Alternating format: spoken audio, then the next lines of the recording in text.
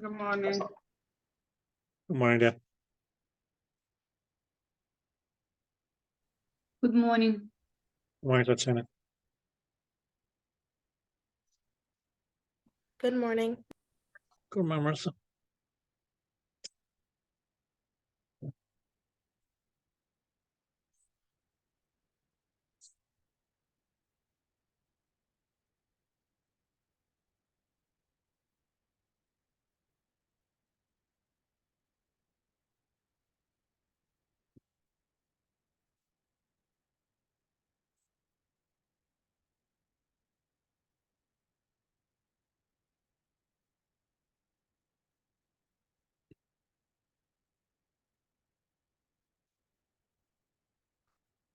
Okay.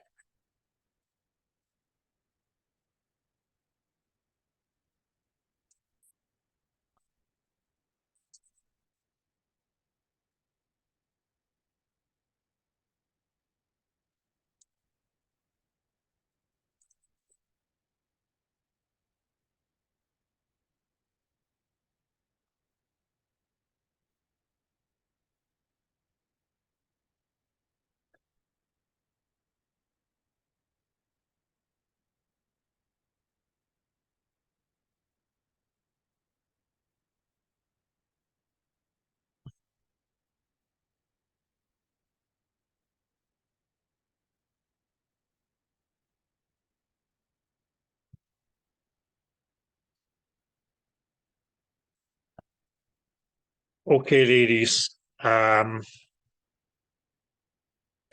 morning and welcome. And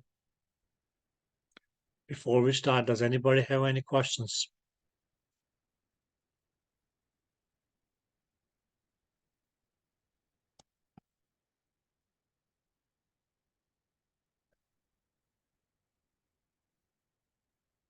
Any questions about yesterday's class?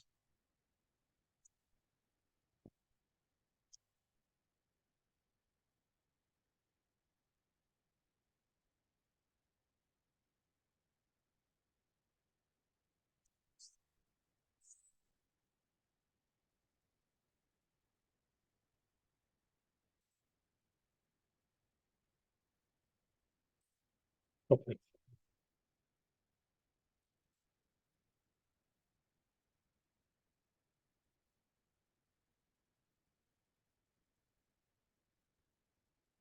Now let's talk about our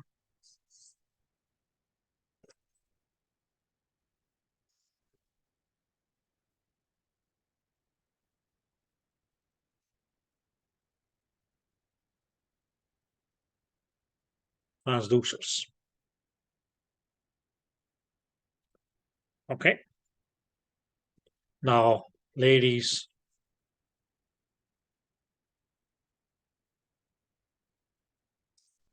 as far as the transducers are concerned, we got two types of transducers.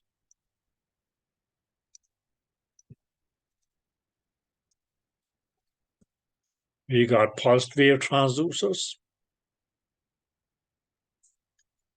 and we got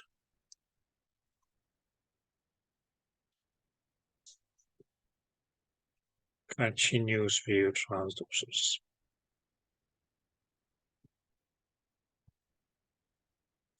Right? Now we can say it's okay, these were going to be as okay.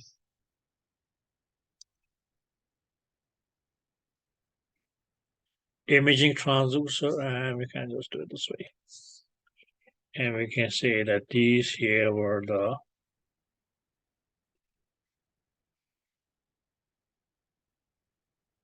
non-imaging transducers.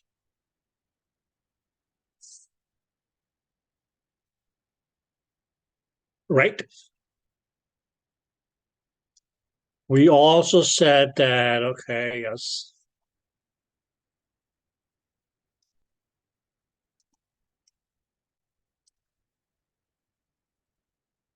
Each transducer here has backing material, whereas this one has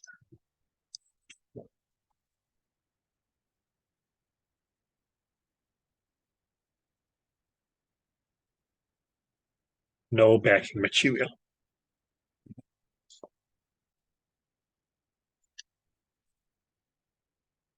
Did you get that?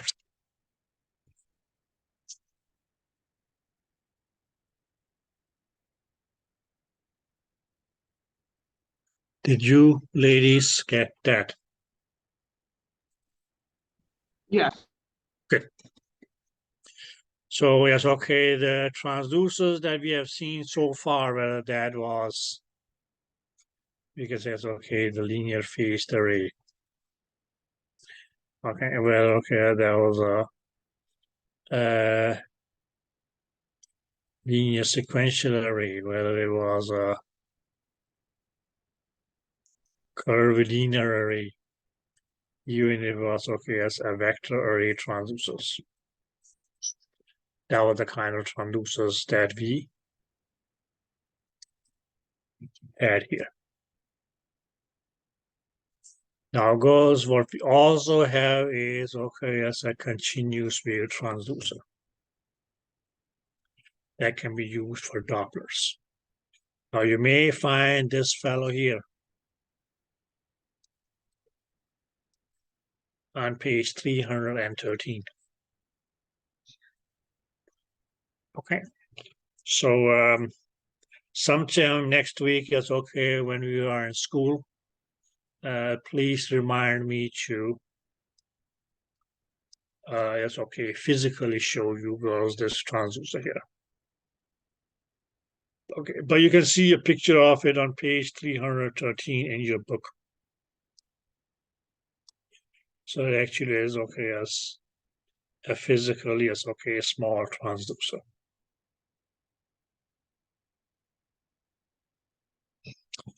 Now, first of all, is okay, what is it that is going to have or not have? It is not going to have a backing material. Okay, so we will mainly say that okay, since it doesn't have backing material. Now, if you guys remember yesterday, yes, okay, what were the consequences of a backing material? Now, backing material led to what we called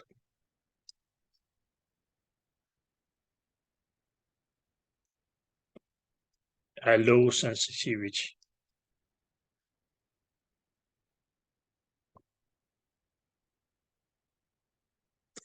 We also said, okay, as a result of backing material, what was it that we had? We had a wide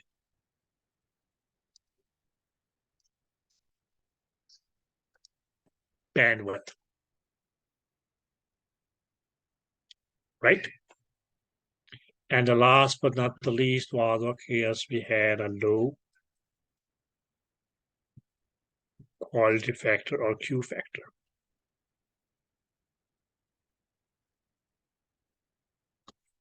Now, this continuous wave transducer, or what they also may call is, it may also go under the name as, okay, as a dedicated continuous wave transducer.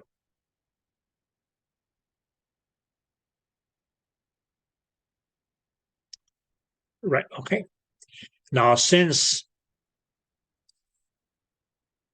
that there is no backing material, that's why that's mainly going to be the reason that, okay, that's the characteristics, or we can say, yes, okay, the consequences of having no backing material is that the consequences of your backing material is going to be reversed. So that's okay. This transducer is going to have a high sensitivity.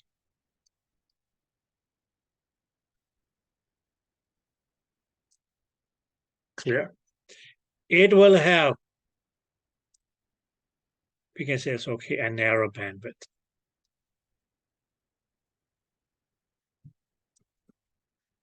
And as we know that, okay, as bandwidth and quality factor or Q factor are inversely proportional. where in a imaging transducer or transducer with backing material, if you had a wide bandwidth, you're going to have a low quality factor. Here we have a narrow bandwidth, so yes, okay, that's going to cause that we will have a great quality factor.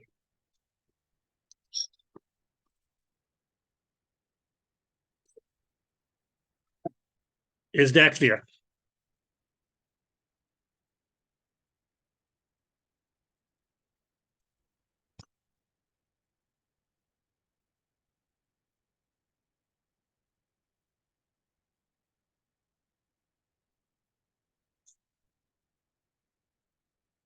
Did that make sense? Yes. Okay. Now, ladies, as far as, because, okay, this is a continuous wave transducer. So we can physically say that, okay, physically, yes, okay, it is going to have, yes, okay, yes, two PCTs.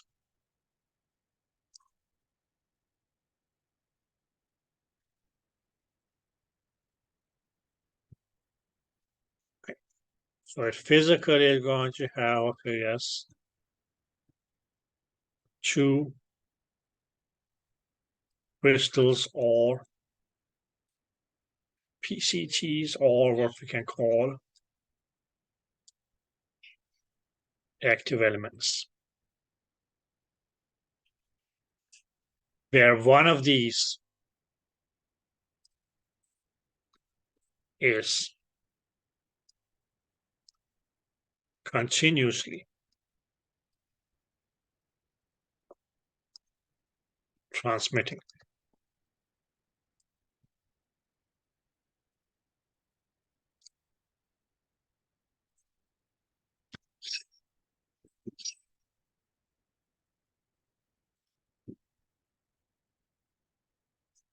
Is that clear? So one of the PCT is going to be continuously transmitting? Exactly. Okay.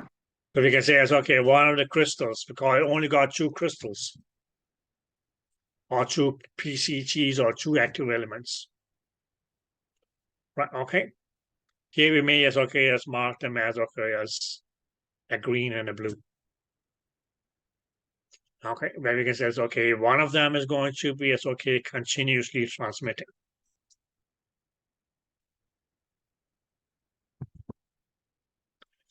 Did that make sense?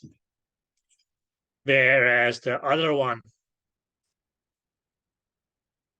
is going to be as okay continuously receiving.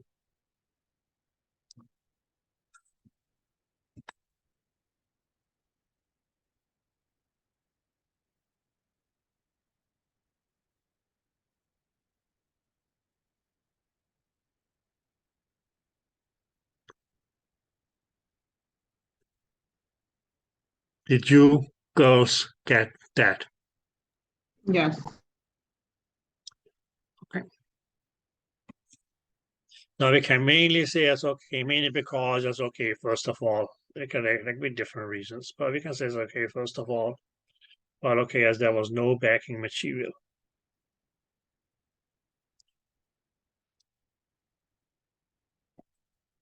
So that's why it's okay, it is not pulsing.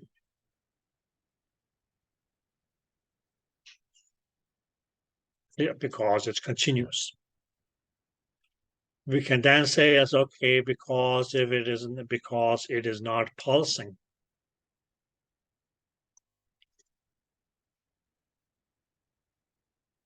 it doesn't create an image.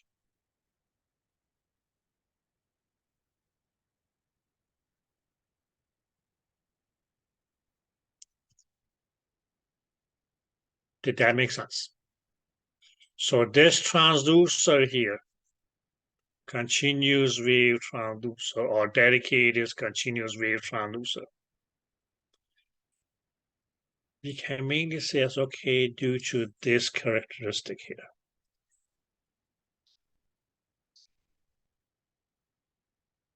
This high sensitivity. Actually, it's okay is going to be used. I mean, it's okay going to be, it's okay, the major plus point of this transducer here. That it will be able to, yes, okay, record.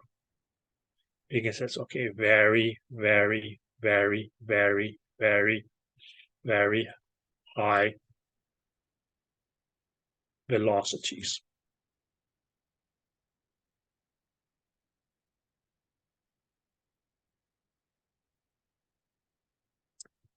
Is that clear?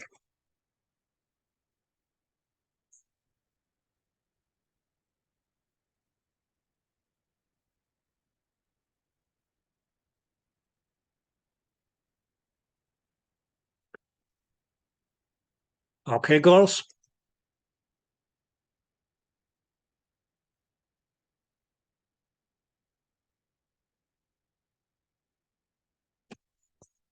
So first of all, yes, okay. Let us put it this way. Or let me ask you.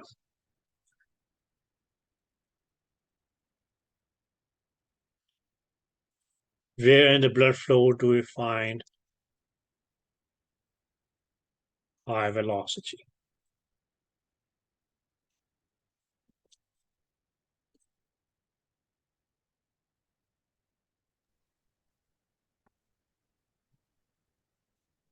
Stenosis, Huh? in the stenosis. Stenosis. Very good.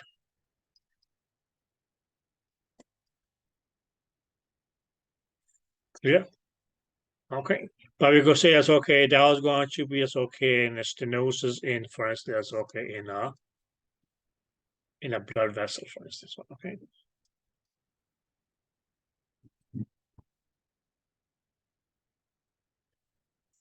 Now, so generally speaking, it's okay wherever you have stenosis, you will have a relatively, yes, okay, high velocity. Now, in the entire circulation,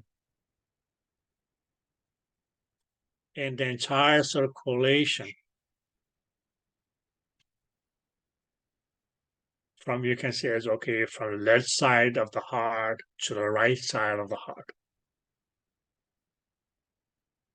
Or it's okay, even inclusive the heart. Generally, it's okay, where is it that we will have the highest velocity, normally speaking? Any guess?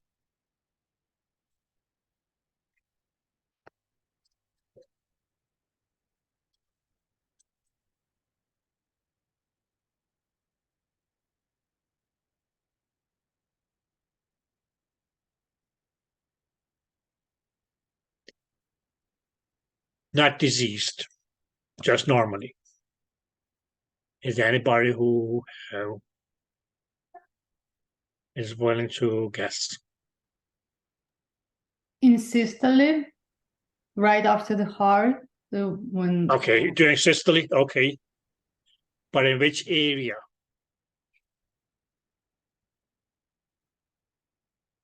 right after blood leaves the heart. Where?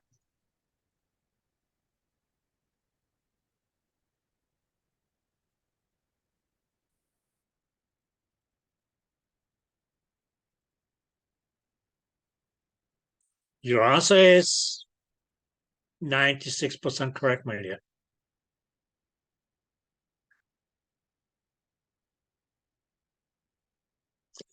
What do you call the area where the blood leaves the heart?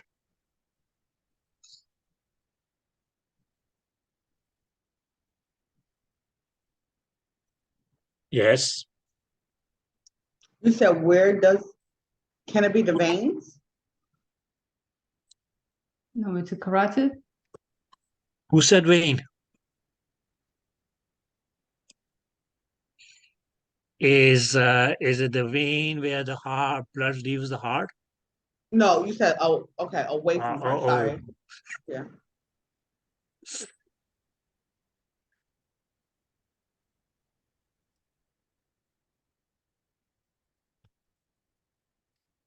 What do you call the area where the blood leaves the heart?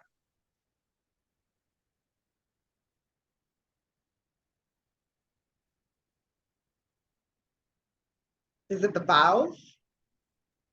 The aorta.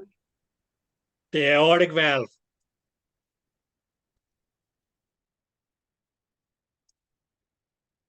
So generally speaking, yes, okay, in a normal adult human person, at the aortic valve,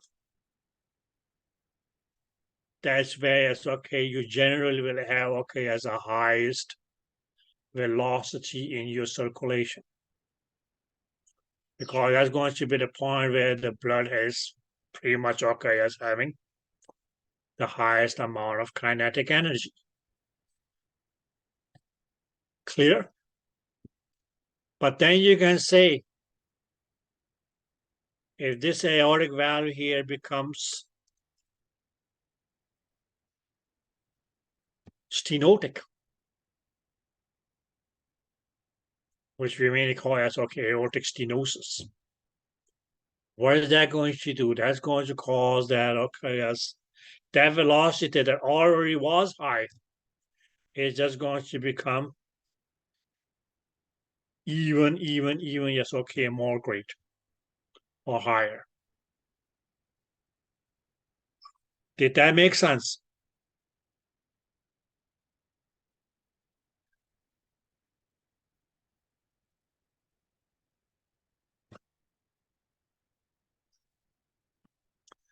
Did that make sense?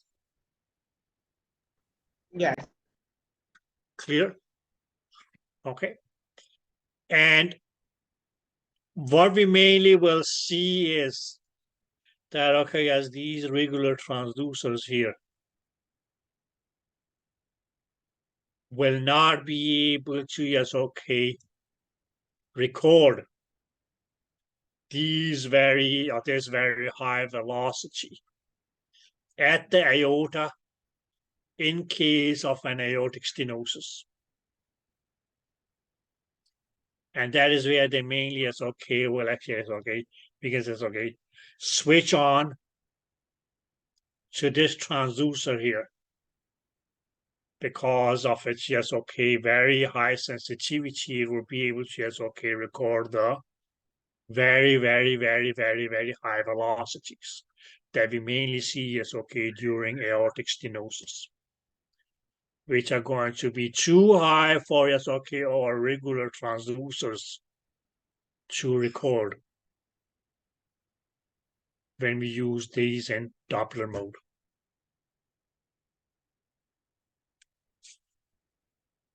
Did you girls get that?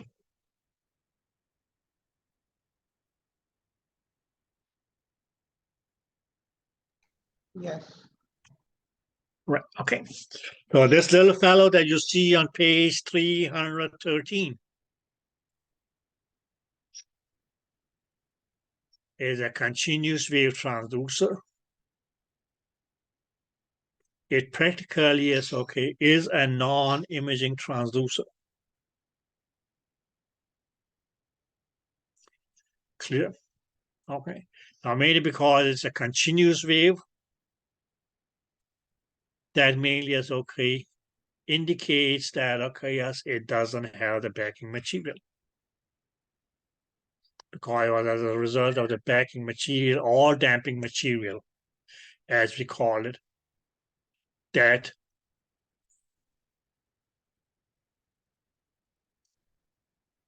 a continuous wave becomes pulsed. Now mainly as, okay, due to no backing material, it has a great sensitivity. It will have a narrow bandwidth, and due to a narrow bandwidth, it will have a high Q factor. The next thing that you need to remember or know about this fellow here is that physically, it's okay. It has two crystals or PCT or active elements. Where one is continuously firing, one is continuously receiving, or you can say continuously transmitting and continuously receiving.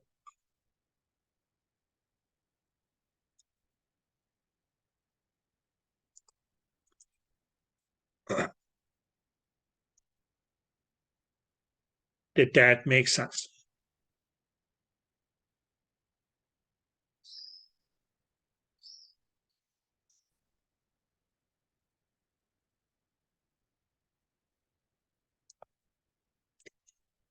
Did that make sense? Yes. Yes. And we may say, yes, okay. Now we took out, yes, okay, the backing material. The thing is, okay, yes, we have no image. So that could be a disadvantage, but the advantage is that it's actually is okay going to be able to record the very, very, very, very, very high velocities that primarily are seen in aortic valve stenosis. Any questions?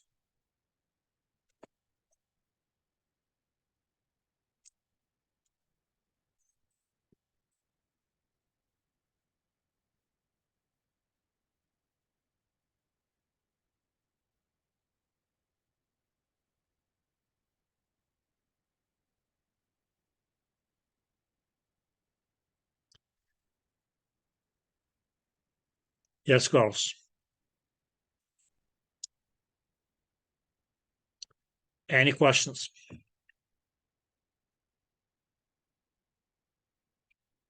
No. Okay.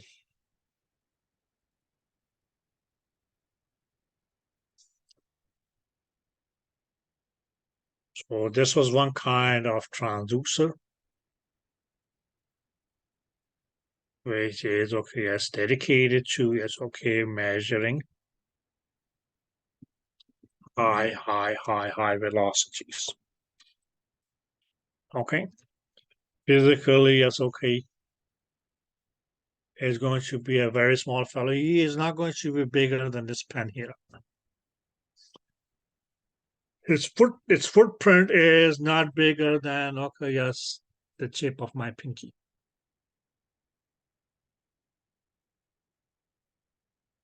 That's how small the footprint is.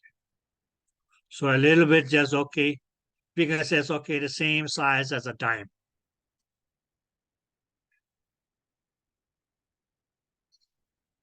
So physically, yes, okay, its footprint is at the size of a dime, a 10-cent coin. Okay. And mainly it's okay because it's just mainly it's okay used for echocardiograms in cases of what do you want to call it? It's okay, aortic stenosis to, yes, okay, measure the high velocities.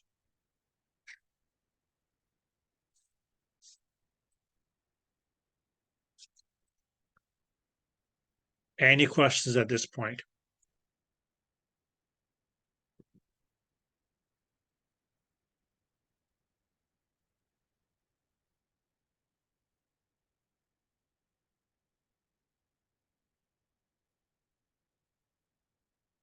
No?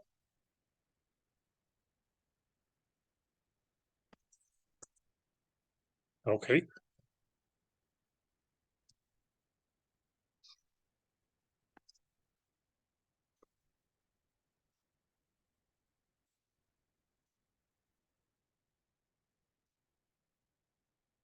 No, ladies.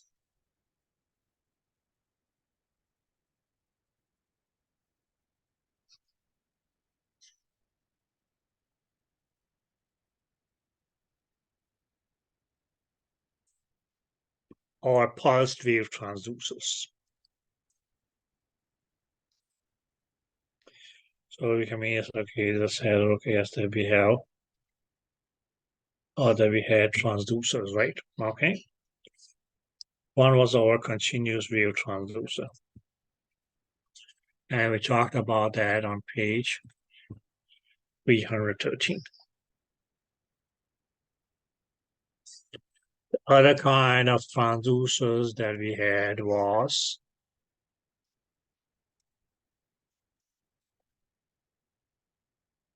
pulsed wave transducers.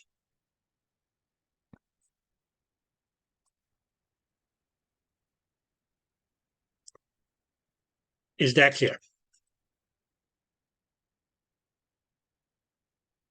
So yes, okay, the pulse wave transducer, that's what I mean. Yes, okay, all of the transducers that we talked about in chapter 12. When we talked about them in chapter 12, that's okay, doesn't mean that's okay, just in context to the B mode, right?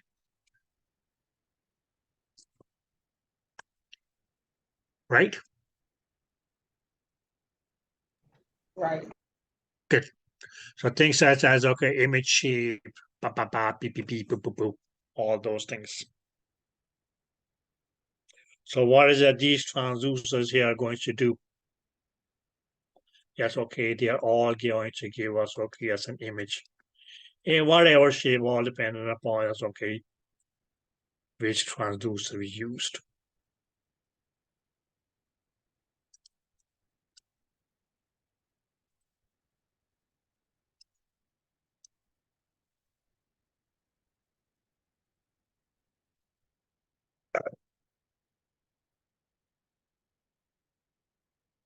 Did that make sense? So you can mean it says, okay, this B mode here is okay, what is it that it's going to give us? It's going to give us, okay, okay, call it, okay, grayscale imaging. Right, okay.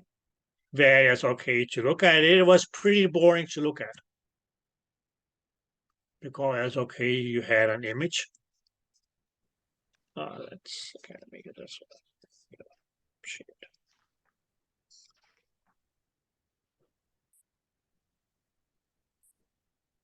Let's say it's okay, an image shape. But what we mean is, okay, just had was, okay, as different shades of grays. And okay, let's make the image of a structure.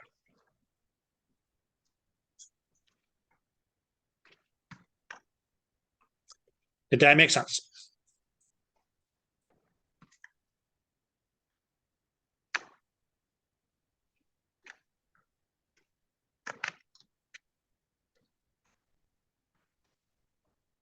Did that make sense? Yeah. Good. So this was just okay whenever it's okay, for instance, okay, have our regular B mode gave us okay as a grayscale image. Now, girls, this grayscale imaging here, or it's okay with help of these transducers here, which we say it's okay, or pulsed wave transducers. We can get two kinds of Doppler, or we can use two kinds of Doppler mechanisms.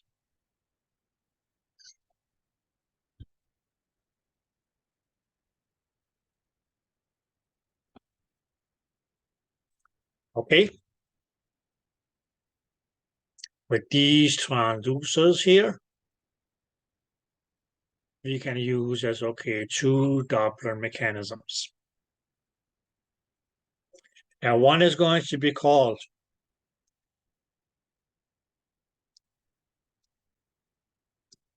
a pulsed wave Doppler.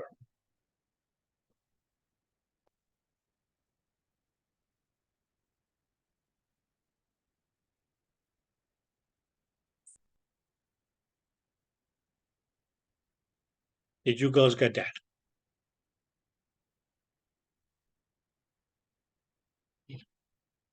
Yes. Good.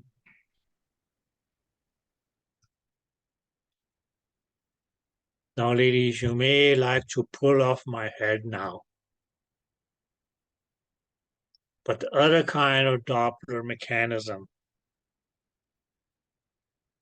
that we can get or use by using a pulsed wave transducer is going to be what we call a continuous wave Doppler.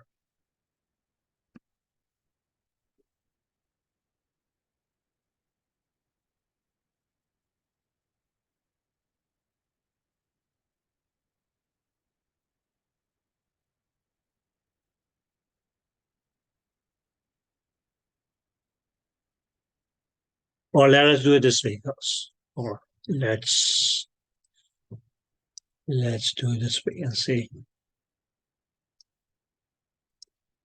With this transducer here,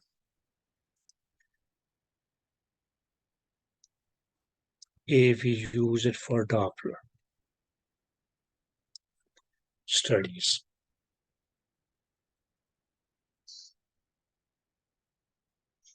we can get pulsed wave Doppler, or we can go with a continuous wave Doppler.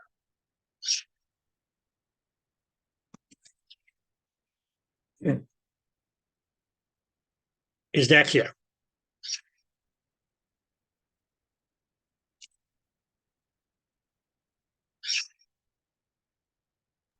Yeah. Okay. So we can, yes, okay. Using a pulsed wave transducer, yes, okay. If we use that for Doppler, there can be two possible mechanisms. And each of these here, yes, okay, we can say, yes, okay, their own advantages and disadvantages. Advantages and disadvantages.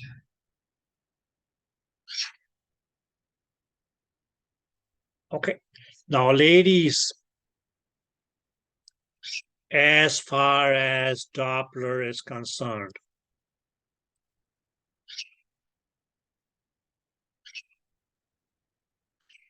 which means it's okay it's okay, there's going to be it's okay. We can say it's okay, superimposed upon the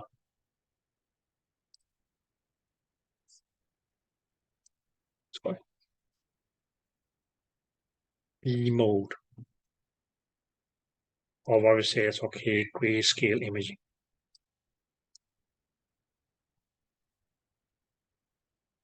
Okay. There are two types of yes, okay, Doppler displays. Where one is going to be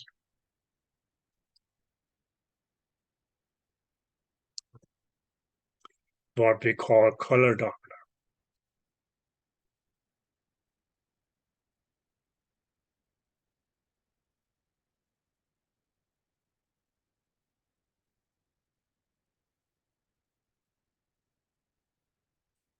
Is that clear?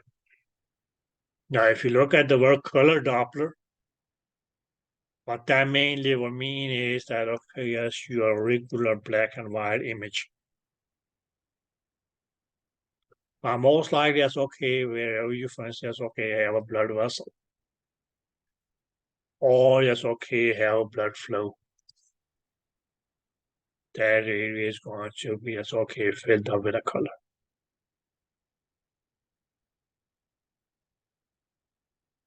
So Doppler readings, I mean, yes, okay, going to be superimposed upon your, or along with your regular B mode image. For which, yes, okay, you will need to use a pulsed wave transducer. Because this dude over here had no image.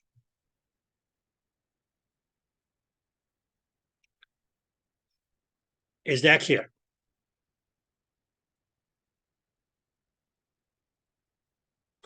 So this color Doppler mode here is okay. That's mean that's okay where we turn on by a no by that knob that says CF.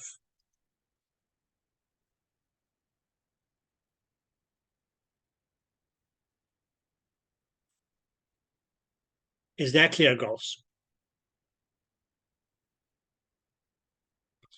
Whereas the other kind of, okay, as we can say is okay, Doppler display that we may get.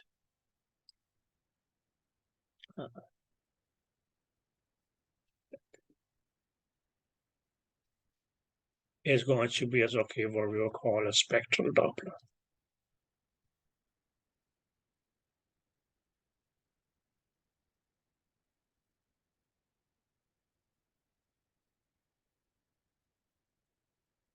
Now, ladies, spectral Doppler is all going to be as boring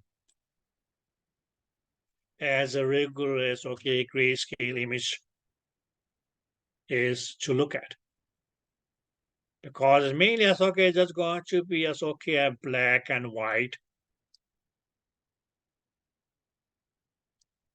graph. Or mainly as okay, your spectral Doppler is mainly as okay going to be as like something like this. Where we then we say as okay that the speed is going to be as okay the amplitude of your graph.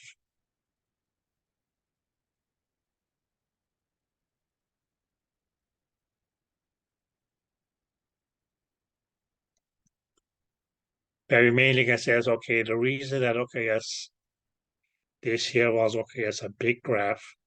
Well, mainly because at this point of time here is okay, we had a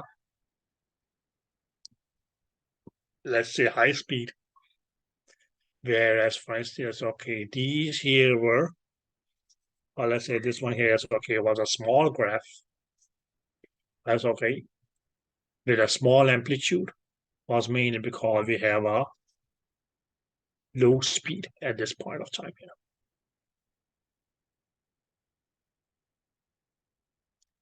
Did that make sense? So these are going to be as okay, we can say as okay, the two possible ways in which your Doppler recordings will be displayed. Either by throwing color into the image or along with the image. You see that, okay, as a graph is going to appear, a spectrum is going to appear where, okay, yes, you will get a graph. That will tell you, yes, okay, the speed of blood in terms of time. So yes, okay, in this case, here we can say, yes, okay, on a spectral Doppler, yes, okay, what is going to be displayed along the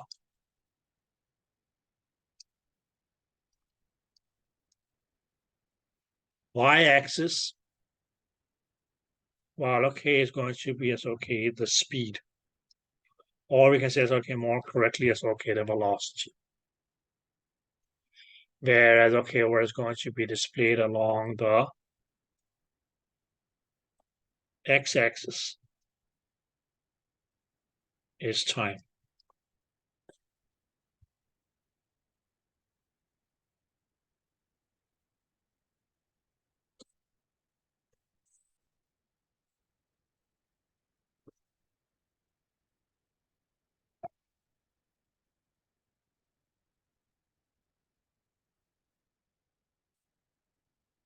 Did you girls get that?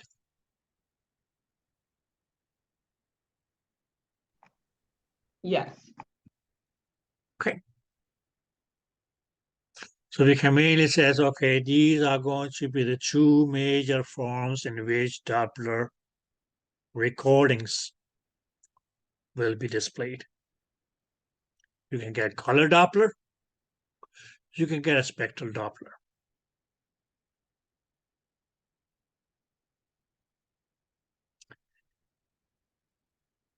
Did that make sense? Okay.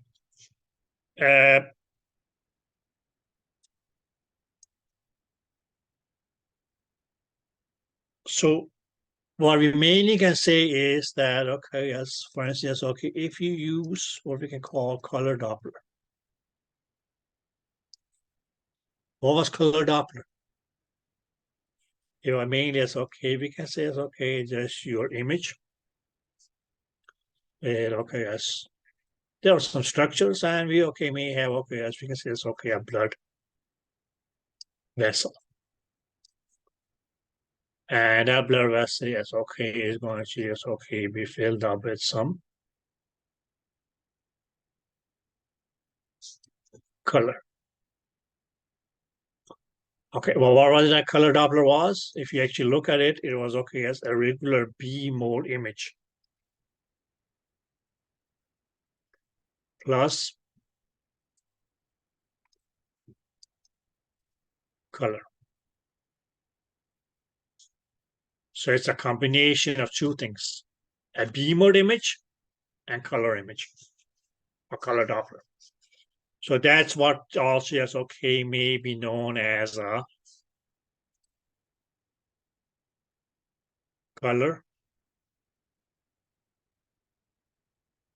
Okay, that's fine. Duplex.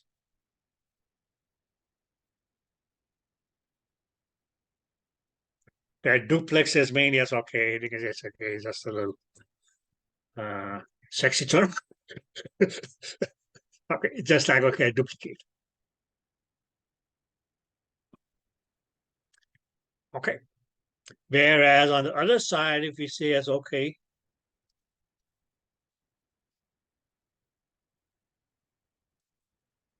spectral Doppler.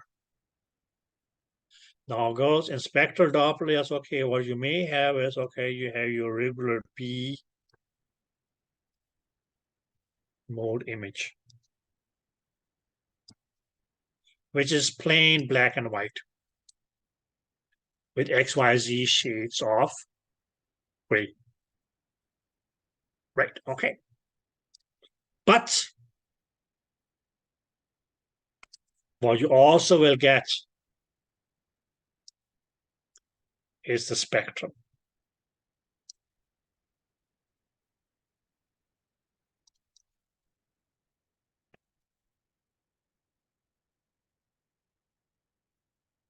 And just to make it a little bit more realistic, yes, okay, we can say this, okay, we have a graph.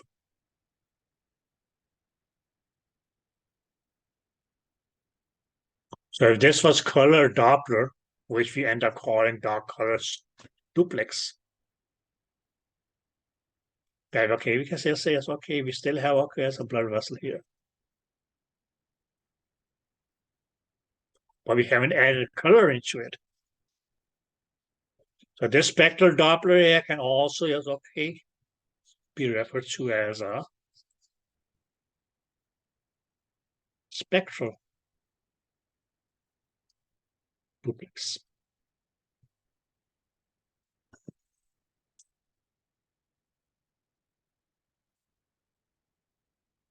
Did that make sense?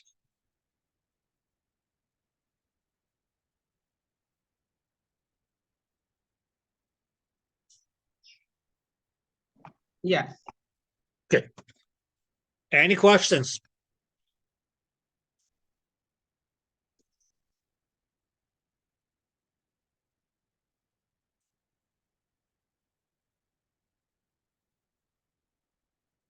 Any question goes? No.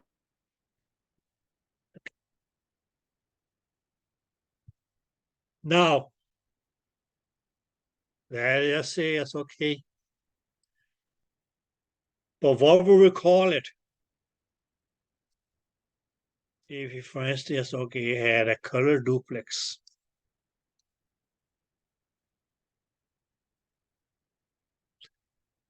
Which was mainly because yes, okay, what was a color duplex? That our image add a color Doppler, right? And what we just added on to this one here was a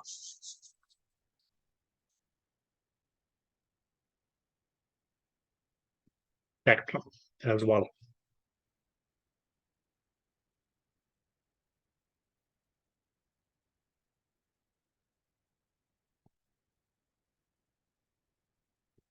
Right?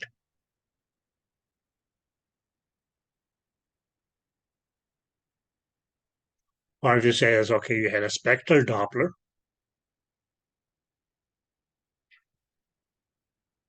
But then you mean it's okay, you just added color onto the black and white image. Whichever way. Spectral Doppler and you add color onto it. A color Doppler where you add, okay, as a spectral onto it. Now this is going to be called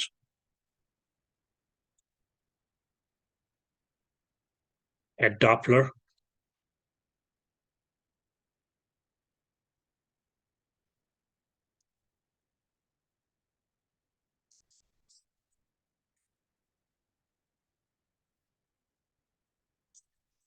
triplex.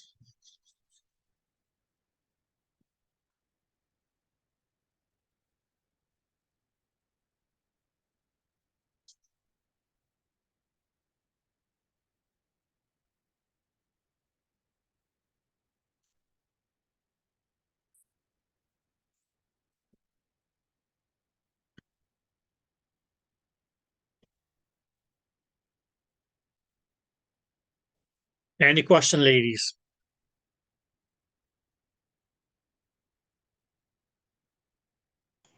No. Okay. Any of the new girls have a question?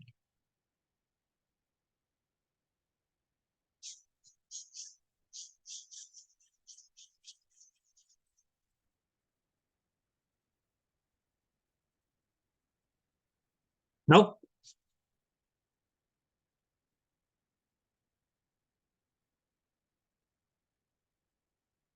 Okay, girls. So are you girls clear about that? Okay, it's a pulsed wave transducer. A pulsed wave transducer can do both pulsed wave Doppler or continuous wave Doppler.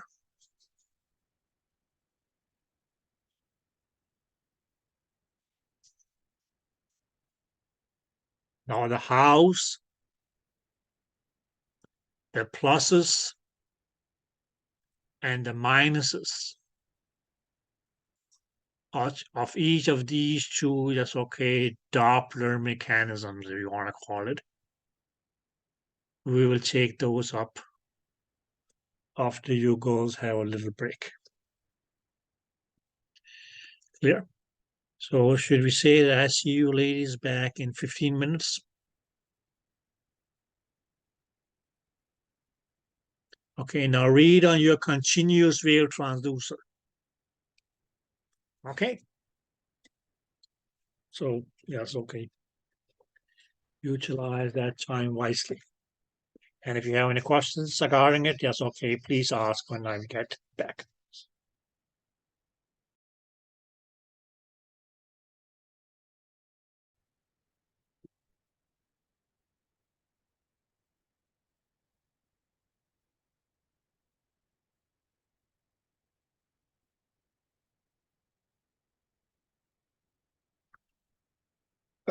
Welcome back, ladies.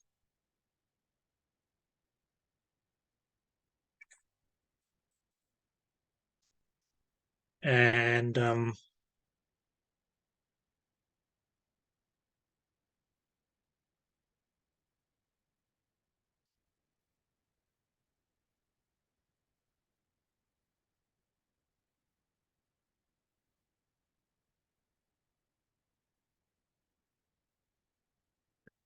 any questions?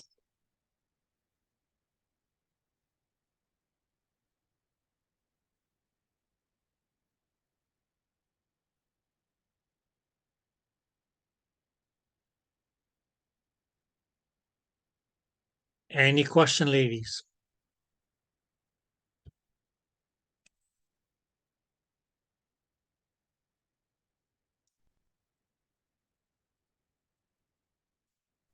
No.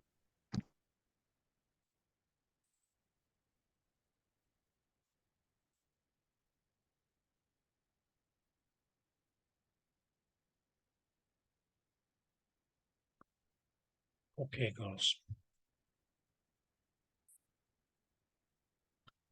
Now we can say it's okay with our pulsed wave transducer.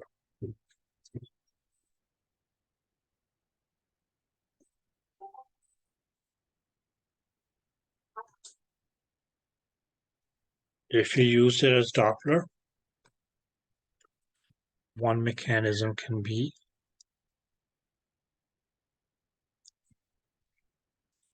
pulsed wave Doppler.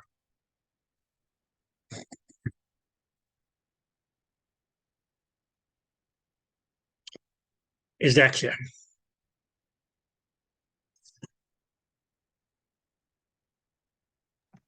Yeah. Okay, ladies. Now, whichever transducer we may use,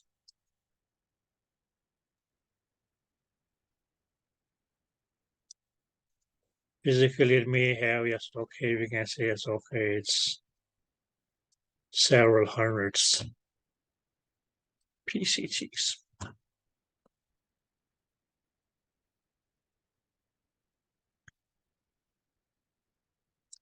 Is that clear?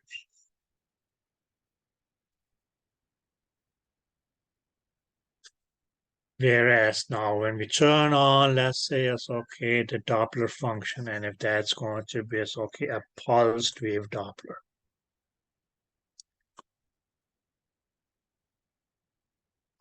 But that pulsed wave Doppler, or for the Doppler reading, we may just need one single PCT.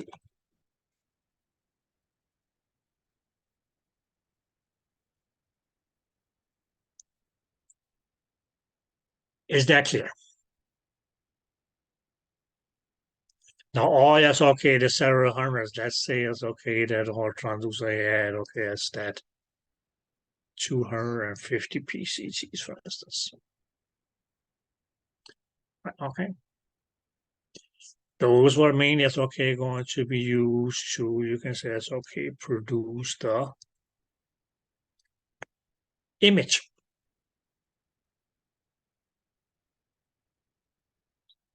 Whereas, okay, one of these PCTs, just one. When we talk about the pulse wave Doppler, is going to be used for the Doppler recording. And what was it that we said yesterday that Doppler was? Mainly it's okay just to record the velocity of blood.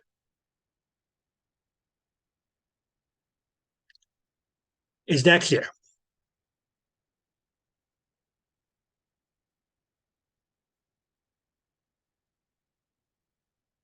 Yes. Okay. So physically, now let's just do this. Okay, physically, one PCT. But functionally, ladies, this single one PCT is going to be functionally split. Oh, let's just do this. Let's see. Is going to be functionally. And when we say functionally, that's going to be based on its function.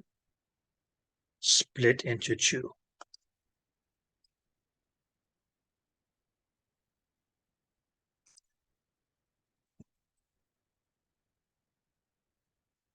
Where, okay, functionally, when we say that it's functionally split into two, is going to, yes, okay, alternatively transmit and likewise alternatively receive.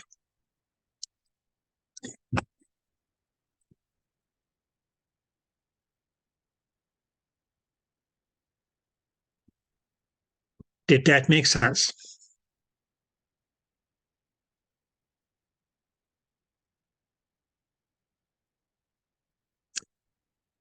Did that make sense? Yes. Okay, for you it did. Yes. What about- Or just think of it in this way. Now I may be, yes, okay, an octopus or a centipede. Clear? Okay. Now my 100 legs or limbs is going to be as okay enable me to walk. Clear? But then you will say, it's okay, there's going to be one of those 100 limbs that I mainly as okay will just use to as okay catch. Okay, you can say it's okay. Sense my food and catch it. Or you can even say it's okay. That's okay if I just tie up one arm. I only got one arm to use. Okay, and now ladies, we say pulsed. So one thing that you'll have to think of is that, okay, as this fellow here is going to just, okay, be sending out pulses and receiving pulses.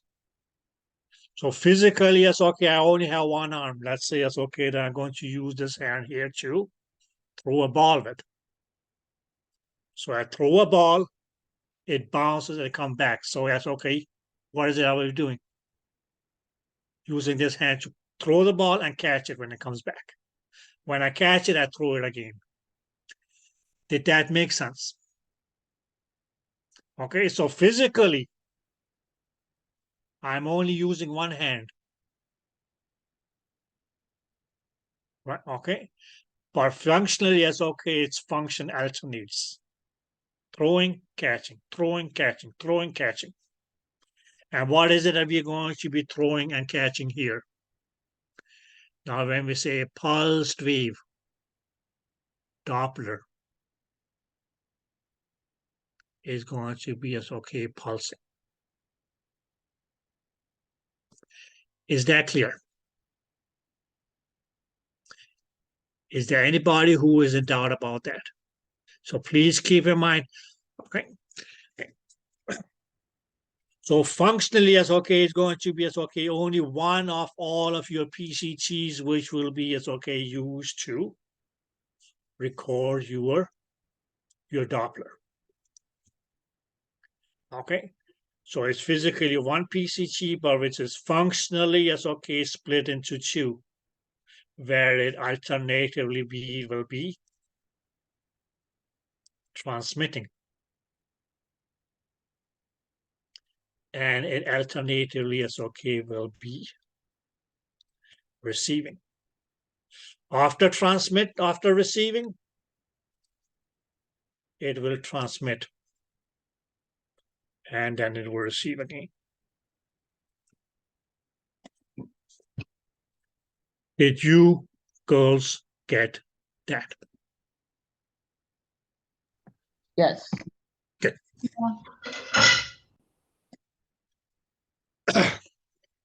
Okay, ladies. Now let's just take a blood vessel.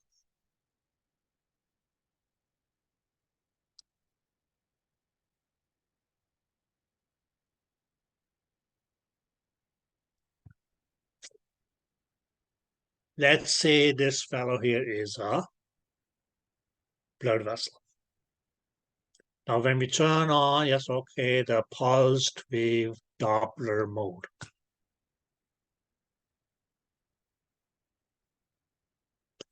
What you actually will see, let's just say it's okay that we have our, we can say it's okay transducer. And we can say it's okay, here we have our physically single PCT, which is functionally, yes, okay, going to be alternately transmitting and receiving. I hope everybody is clear about that. Now, what it will do, or what you actually, yes, okay, will see, and that's going to be, you can say, yes, okay, the major advantage of, okay, as a pulse wave Doppler. Okay. You will actually, yes, okay, see that on your image. Let's just say, okay, yes, if we put our blood vessel here as well.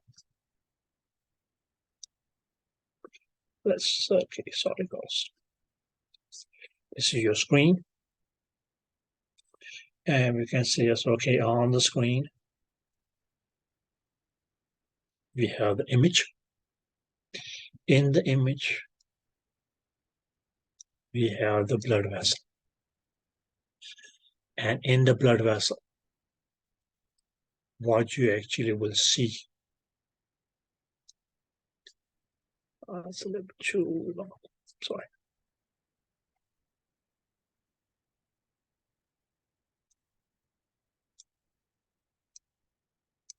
Is going to be, as okay, what we'll call a sample gate.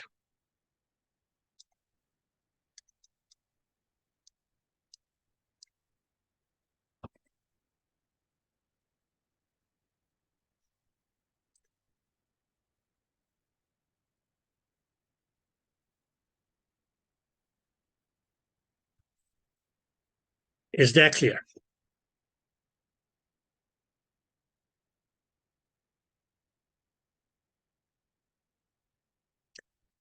Is that clear? Yes.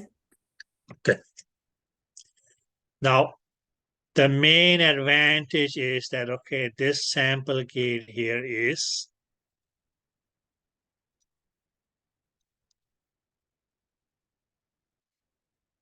mobile. So you say, well, okay, this was our blood vessel. I want to, yes, okay, let's say, yes, okay, measure the velocity at this level here. Or I want to measure the velocity at this level here.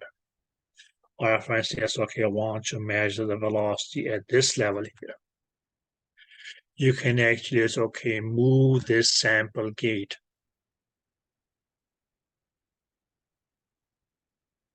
at different depths within the blood vessel.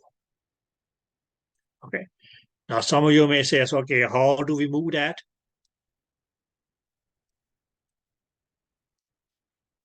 With help of the mouse.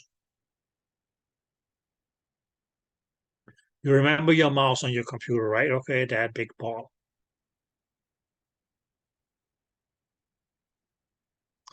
On your keyboard, right? Did that make sense?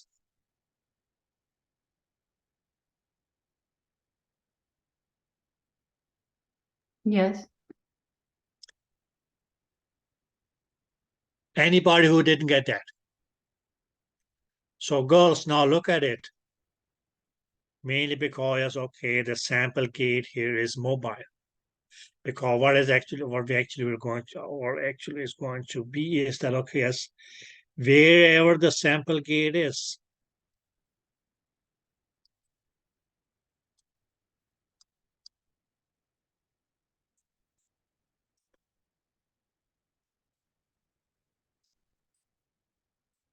placed within the vessel, you will actually, as okay, be measuring the specific velocity in that area. And what did I say when we talked about velocity of blood? Especially as okay, when we said, okay, as laminar flow.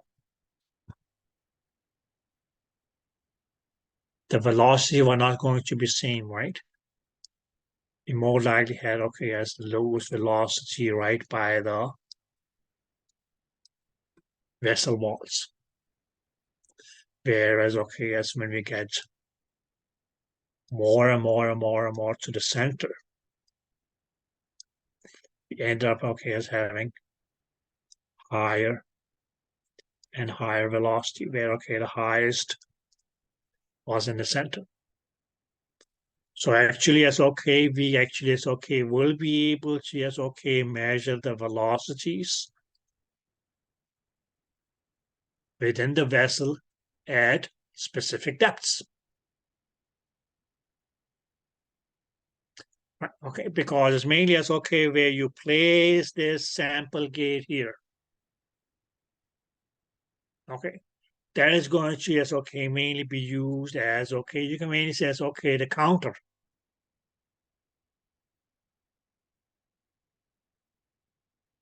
Okay, it's going to be used as the counter to mainly as okay count is okay. You can say the number of actually it's a count the number of red blood cells flowing through the sample gate in a specific period of time, and based on that, calculate your Doppler.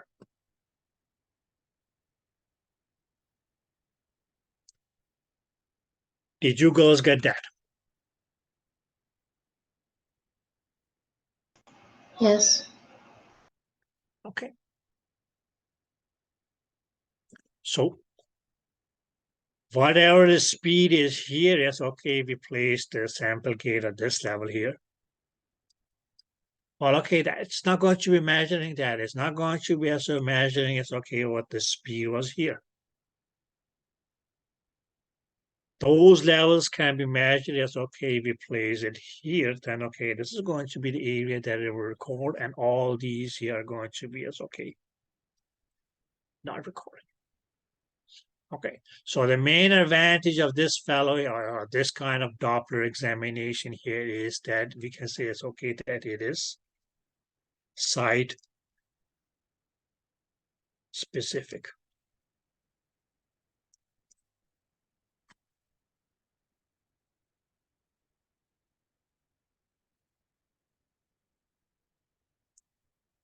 In the measurements of velocity.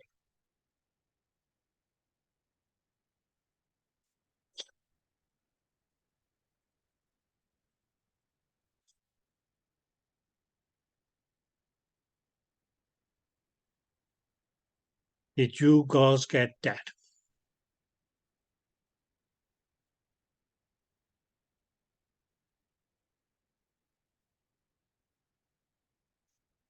Did you girls get that? Yes. Yes. Okay. Anybody who's confused?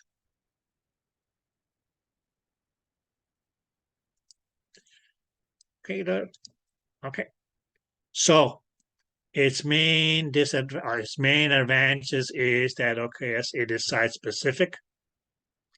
We can say as okay in the measurement of velocities, all dependent upon as okay where within the blood vessel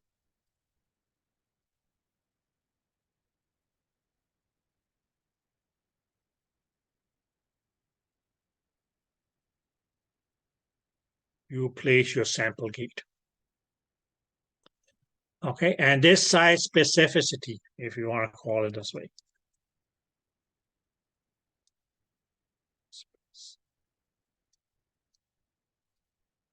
goes under different names. They call it range resolution.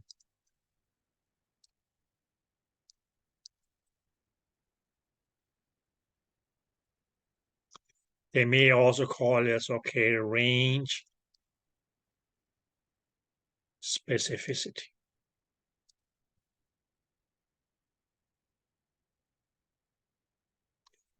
Or what they also call as okay range. Oh, sorry. Freedom from range ambiguity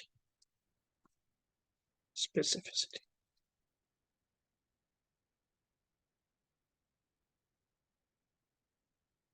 And what we mainly will see later on that okay, yes, another Doppler mode mainly has okay has the disadvantage which is going to be called as okay range ambiguity. Okay. But yes, okay, your pulsed wave Doppler is mainly going to yes, okay, be free from this range ambiguity. Mainly because it is site-specific. Or what we actually is okay, also can refer to as range resolution or as okay, range specific.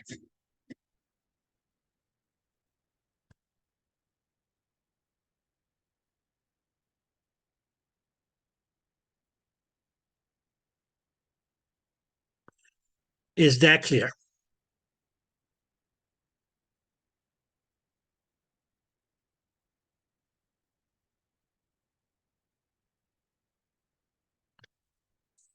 Did you ladies get that?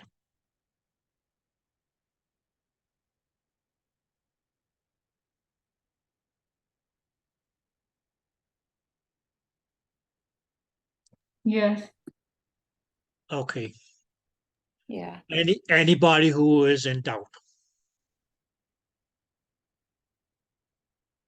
So these terms here is okay, range resolution, range specificity, freedom from range ambiguity, specificity are names that you got to need to know as okay, yes. For we are, well, I just simplified this saying as okay, that it is site specific, which is the main advantage of your pulsed wave Doppler.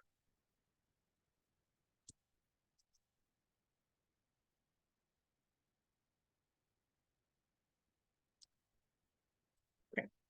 Now goes, let's just say it's okay, why in the do we call it pulsed wave Doppler? Do you girls mind if I go to another slide?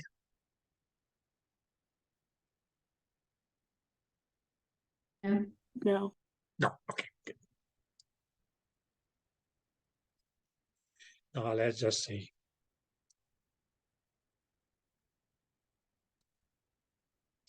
We can see yes, okay, this was your screen.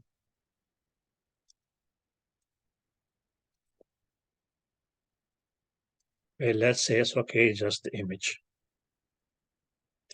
And in the image, okay, let's just make this blood vessel here big.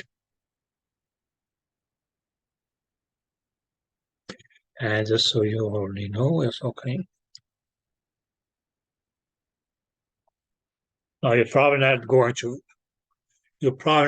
have a blood vessel that is going to be okay 5-6 centimeters wide. But anyways, because let us see the same thing here.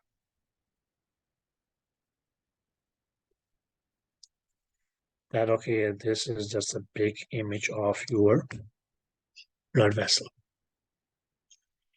Now, let's just say that okay, yes, our transducer. But what I mean, yes, okay, I'm just going to do is setting, okay, yes, the sample gate at different depths.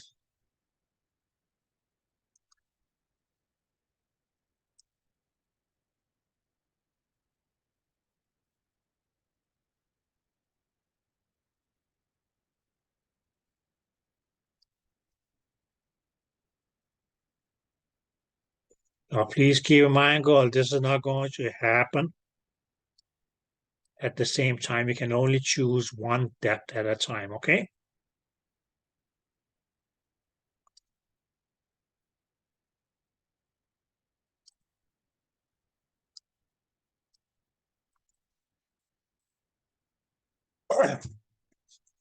But the thing about the depth, oh yes, okay, the different depths is, okay, yes. At this part here, yes, okay, we mainly, yes, okay, will be able to, yes, okay, record the velocity of the blood at this level here within the blood vessel. For this one here, is okay, we are going to, yes, okay, measure it here. Or for this one here, so okay, we were going to pink. Yeah, right, okay. And okay, yes, for this one, at this depth, and we can say it's okay, the last one here is okay, at this depth. Did that make sense? Okay, but just so you go, just okay, you can get an idea. This is where your blue guide would have been. Okay. We can say it's okay, this is going to be, we can say it's okay, the depth where your orange gate would have been.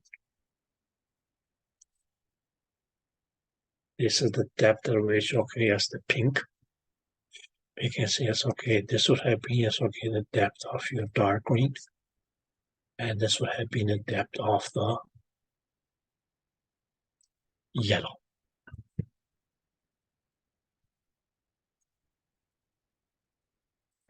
And now just think of the word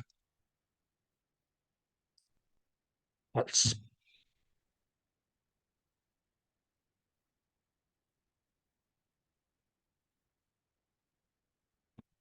Do you guys know where this thing is going to go now?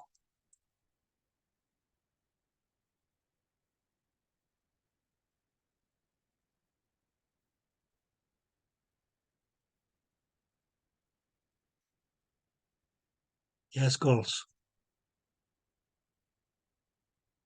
I said it a very long time ago.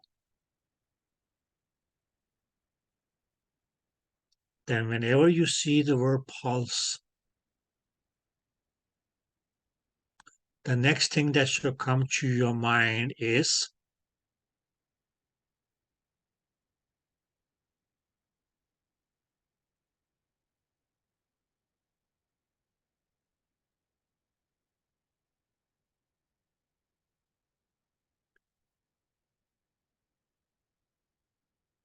say something for Lord's sake.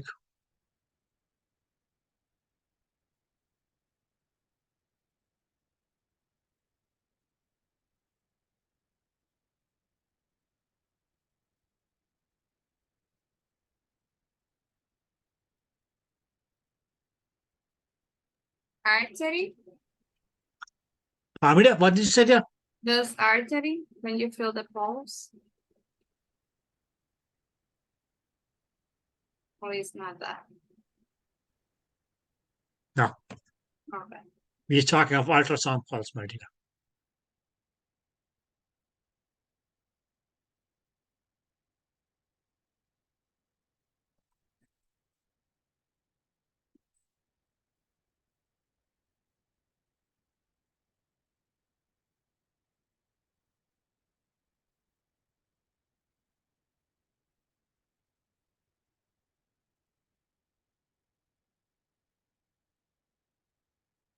ERP.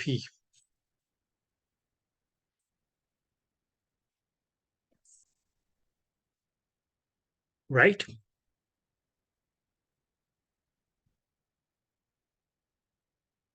Right? Yes. Or we can say it's okay, PRP was also as okay, the go and return time, or the time of flight. Now, if you look at the blood vessel, you can mainly say it's okay, blue at the level of blue, if you kept the as okay, the sample gate at a shallow depth within the blood vessel, what were we going to have?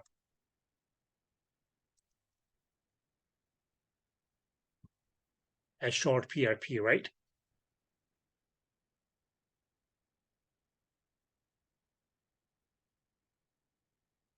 Or we can actually say it's okay, the shortest PRP.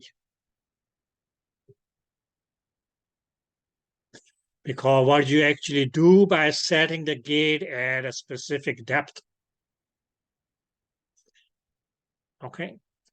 This is mainly as okay going to be as okay at depth that you set for the pulse that's going to as okay measure your Doppler reading and send it back. So what you mainly can say is okay for the pink one, we mainly as okay will have okay as a greater PRP because it is at a greater depth, right?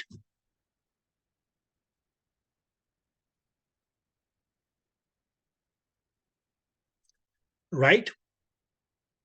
Yeah. Right, okay. And if you just go just okay to the other extreme, the yellowest, or yellow, sorry, that's going to be as okay the greatest PRP.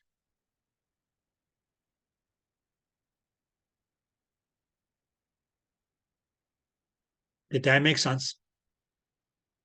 So yes, okay, you can measure your velocity down here. Okay. Okay, yes, it's site specific. But we can mainly say, okay, that the main disadvantage of measuring at, okay, yes, great depths is going to be, yes, okay, the major disadvantage of pulsed wave Doppler.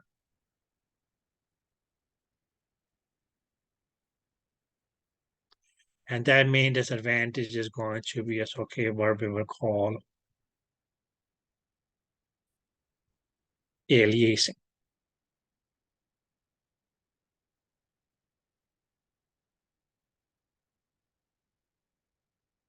Now we can mainly say, okay, at the, because we know that, okay, as PRP is inversely proportional to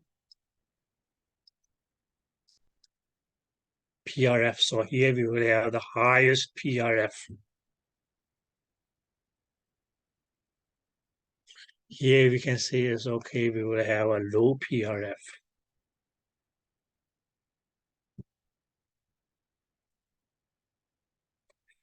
And what we actually is okay, we'll have down here is going to be as okay, the lowest PRF.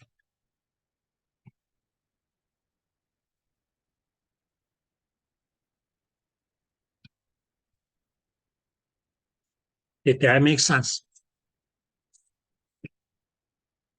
Yes.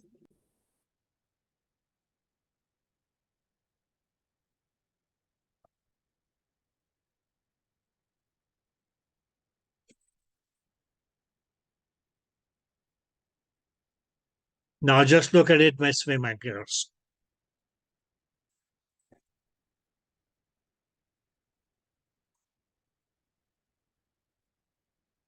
If we kept it at a shallow depth, now we have a shorter go and return time.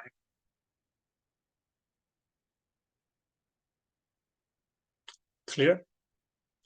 Or you have a shorter PRP.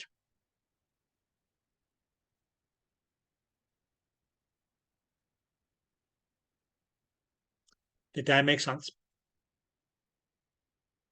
And a greater PRF. Which mainly will mean that, okay, as with the greater PRF, you're actually, it's okay, going to get more sample readings per minute or second. So yes, okay, by the great PRF, we actually will mean that, okay, yes, we will have, okay, the greatest sample rate. Whereas, okay, if we go to greater depths, the lesser PRF mainly will mean a lower sample rate. And okay, as at the greatest depth, well, okay, the greatest PRP because it's pulse wave Doppler. Okay. That the reading from any depth that you choose, all dependent upon is okay where you place your sample window. That transmitted frequency or sound wave or pulse needs to come back before it's okay, another pulse is going to be sent out to this sample window here. So here is okay, we get okay as the lowest sample rate.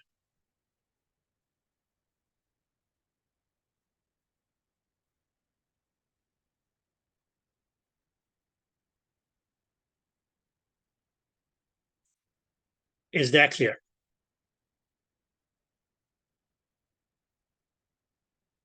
And what we mainly can say is, please keep in mind, ladies, this is going to yes, okay, be in relation to yes, okay, to the velocity of blood. But what you mainly can say is that, okay, yes,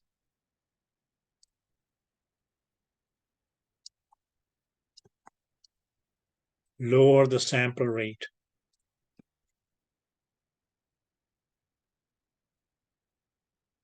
Mainly as okay, we can say okay, due to yes, okay, increased depth of okay, yes, the sample window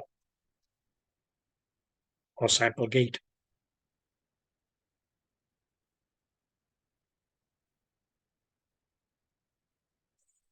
And if that sample rate is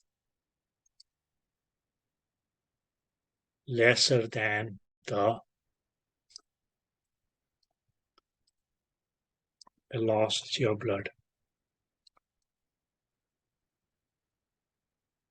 that leads to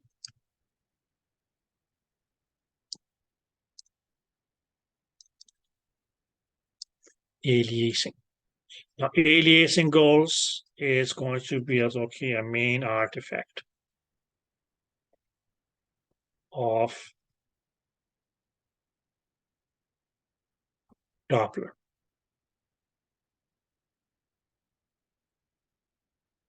But we only see aliasing in pulsed wave Doppler.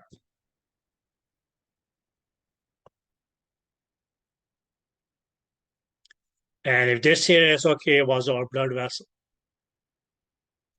we can mainly say as okay that the likelihood of having aliasing when we compare all these 5 readings here is going to be more likely to get aliasing the greater our PRP gets, because we have a lesser and lesser PRF, which mainly means that we will end up with okay as a lower and lower sample rate.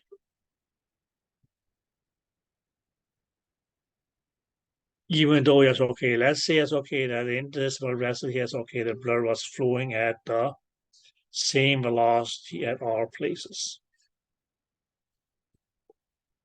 Same velocities. Let's just assume that. But because at greater depths, the velocity of blood may yes, okay, exceed the sample rate. And that will lead to aliasing, but which is only seen in pulse wave Doppler. Okay, so it is a blessing that you say, well, okay, yes, we can place the sample gate at any depth that we want to, which of course, yes, okay, makes it okay as site specific, range specific, so on, so on, so on, so on, so. But there is a disadvantage to it, and that is mainly going to be that okay, that you may be yes, okay, ending up having aliasing.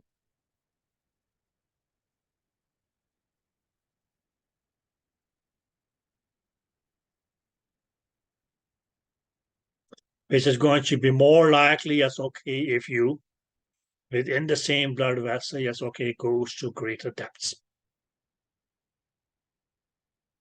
Because we say pulse, So greater depth, greater PRP. Because as I said, we call it pulse wave Doppler because, okay, what you send out to each sample window here is means, okay, going to be a pulse that goes and comes back, pulse that goes and comes back, pulse that goes and comes back, pulse that goes and comes back, pulse that goes and come back. So the greater the depth, the greater the PRP, the greater the PRP, the lower your PRF. The lower the PRF, yes, okay,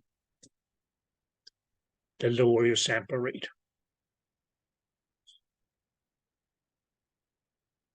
So we briefly talked about this as in chapter 13.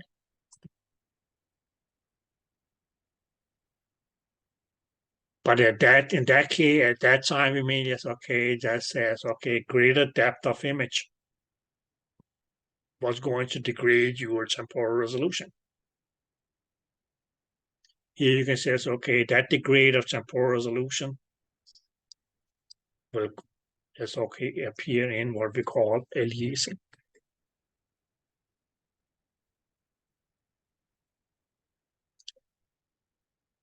Did you ladies get that?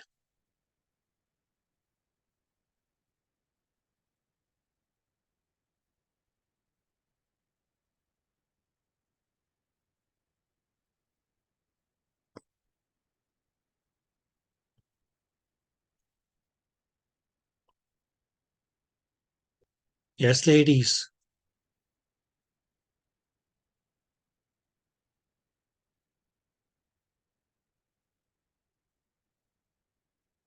Yes. Okay.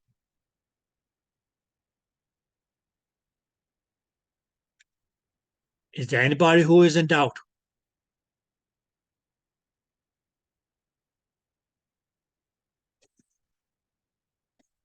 Anybody who is in doubt?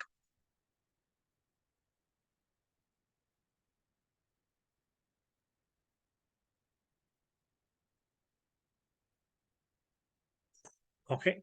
Now, girls,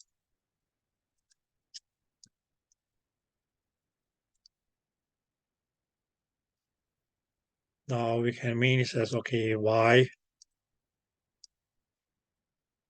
aliasing in pulse wave Doppler? Primarily because it's okay, pulse wave Doppler is okay. While we have aliasing mainly is okay due to that it is only able to measure low velocities.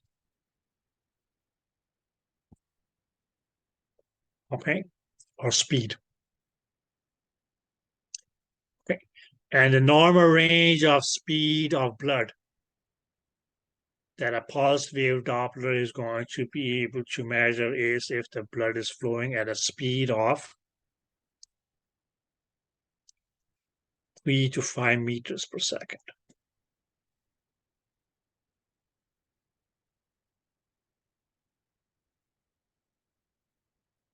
Which mainly will mean that, okay, yes,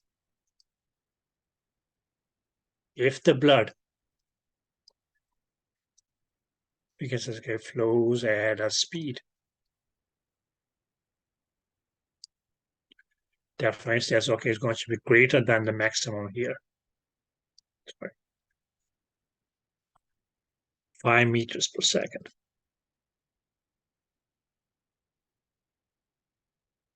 That's where we mainly can say that, okay, yes, that the speed of blood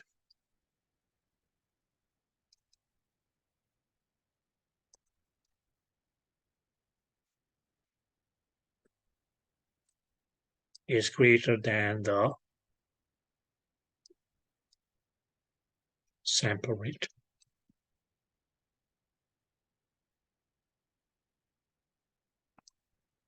And this scenario leads to aliasing. So generally speaking, yes, okay, your pulsed wave Doppler its main disadvantage is that, okay, yes, it's only as okay able to yes, okay, measure low velocities. 3 to 5 meters per second. It's still faster than anybody will be able to run. Even Carl Lewis is not going to be able to run yes, okay, 5 meters in a second.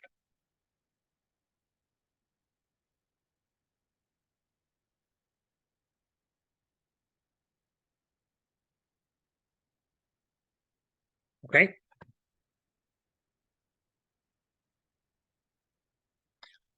Okay, so please remember, okay, yes, plus point,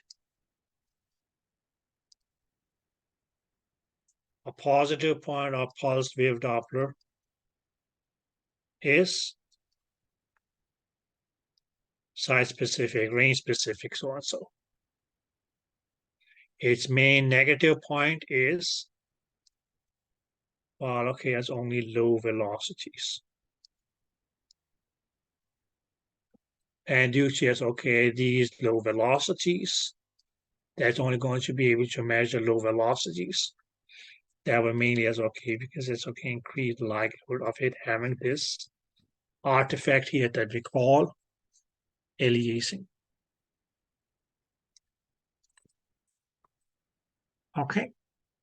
But out of your 4 as okay, 200, 300, whatever number of PCTs, it's going to be one of those PCTs that will be dedicated to send out that pulse that will determine or is okay, record your Doppler. Now, when you move the mouse, you may say it's okay, move your sample gate up and down, shallower or deeper into the blood vessel. That just increases the PRP or changes the PRP for that specific pulse, because you move your sample gate.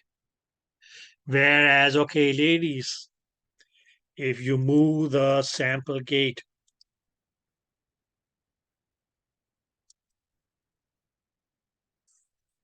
this was your blood vessel. If you move the sample gate from, let's say, it's okay, this area here to this area. Let's just change color.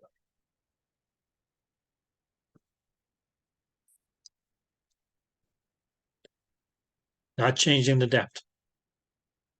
Let's say it's okay, that here is okay, this was your, let's say, okay, damn it.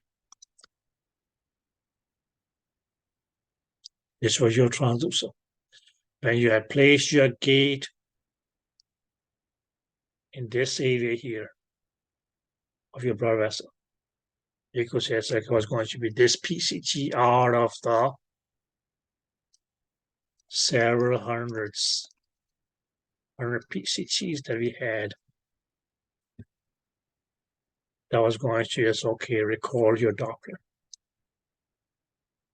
By alternatively, it's okay, being transmitting and receiving. There you can say, okay, the transmit time or receiving time or go and return time was going to be dependent upon your depth. But here's okay, we kept the depths the same, but if you move your mouse or if you move your sample gate over here to this area of the blood vessel, although it's okay, it's the same.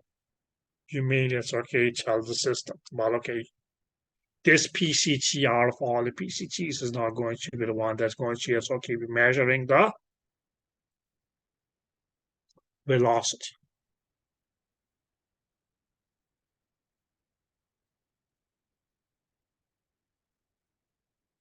Yeah. If you then, yes, okay, increase the depth to, let's say, it's okay, down here, for instance. What you mean, yes, okay, say, okay, yes, increase the PRP.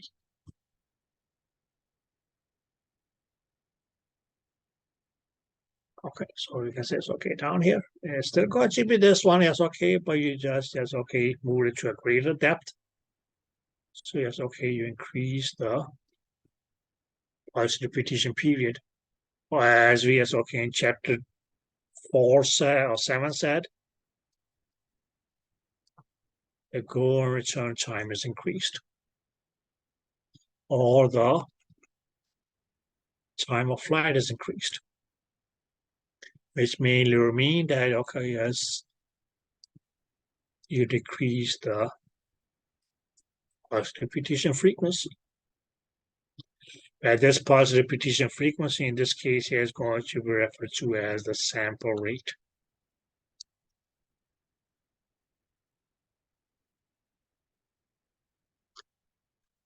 And as I said back then, if you are at a booth where they're giving samples, if you're standing right next to the booth, you can take as many samples as you want to, right? But if there's a line behind you, they will say, okay, take one sample, then go back at the end of the line, and then wait, right? And you can say, it's okay, the longer that line is, the lesser number of samples is it that you will be able to take in a unit of time. Did that make sense?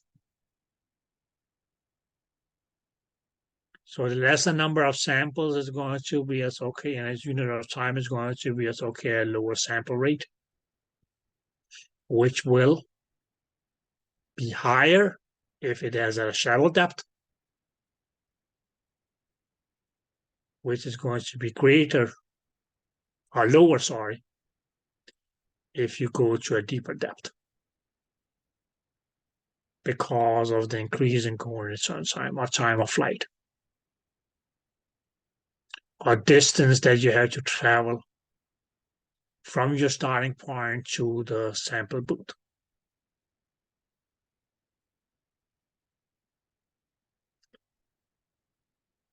Did that make any sense at all? Okay, so ladies, right now, don't worry about aliasing. We will talk about that chick tomorrow, chick or lady, or dude, or chap, or whatever, tomorrow. Okay? But for now, just remember, yes, okay, it's an artifact that we see only in pulse wave Doppler.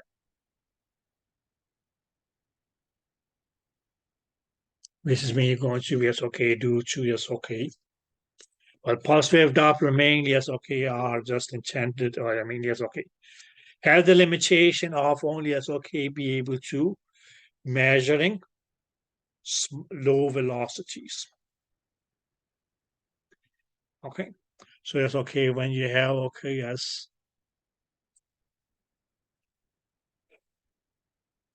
instances, yes, okay, where the blood may be flowing faster than your that the velocity that you're able to measure, that will lead to aliasing. Okay. But within Doppler or within pulse wave Doppler, the likelihood of having aliasing if you place the sample gate at a greater depth. Now, one thing, although yes, okay, it is not mentioned in the book, but since we are at it, okay, and it's mean it's okay going to be something that we actually also will be able to, you can see it's okay, adjust. And let's just say that, okay, yes, we have our blood vessel.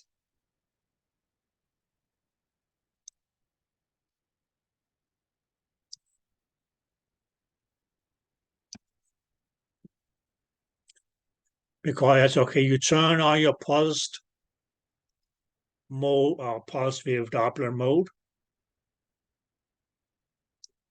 And you may see that, okay, yes, for instance, yes, okay, your sample gate is like this.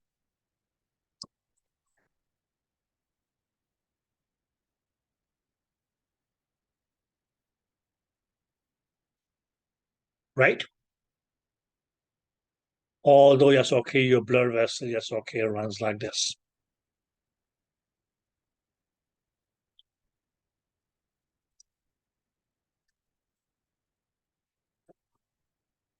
That's wrong. You don't want it to be like this.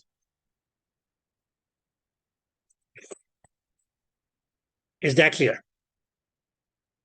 As a matter of fact, you don't want it to be like this either.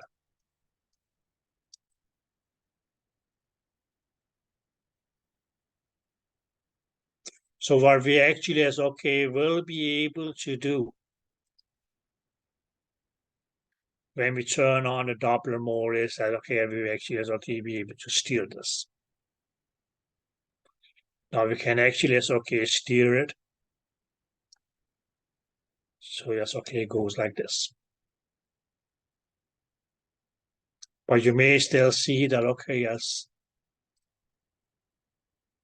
your gate is going to be like this.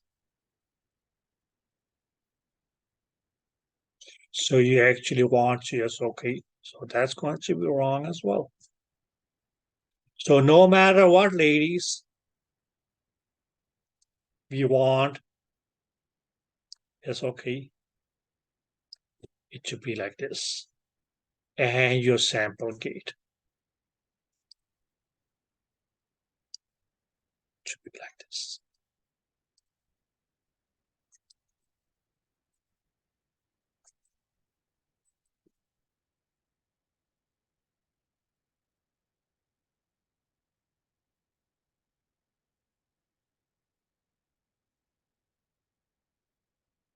Did I make myself clear?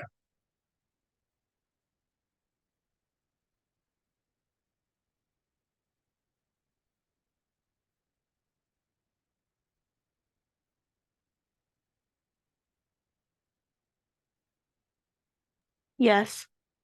Okay. Now, some of you girls may ask, Mike, how do we get it from these to these? Or even if it's from this to this. Now, when we turn on our Doppler mode,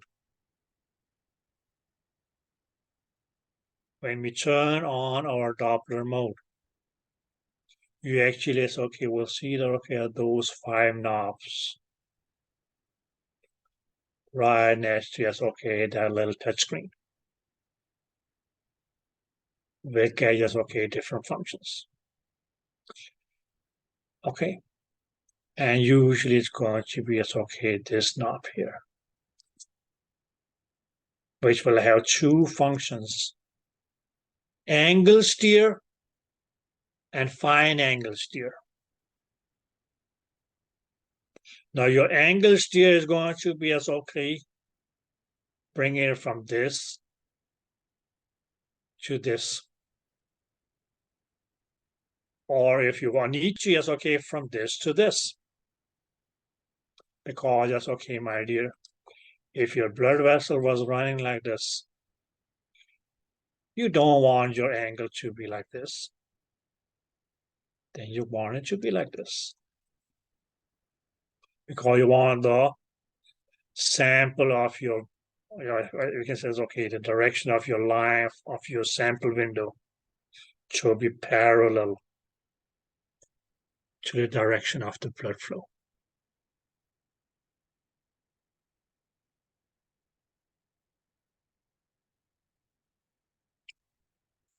Right?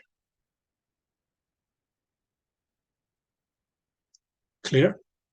So in some cases, yes, okay, this kind of, okay, yes, angle steer or fine angle steer may be ideal, but not for this vessel here. That's only going to be as okay ideal if the vessel was running like this across your image.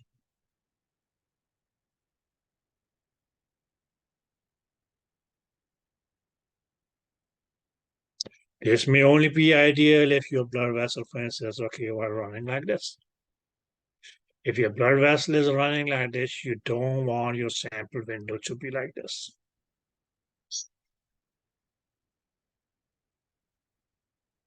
Okay, so this knob here, yes, okay, most like it's going to have, okay, yes, two functions where it's going to be, yes, okay, angle steer. Angle steer is okay as the bigs. You can go from this to this and from this to this. Where, okay, then the fine angle steers mean it's okay, just going to be, it's okay, rotating this window here.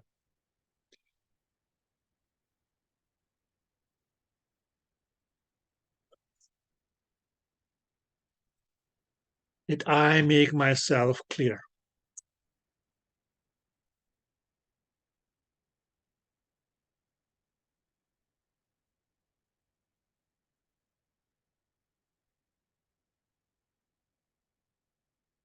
All clear?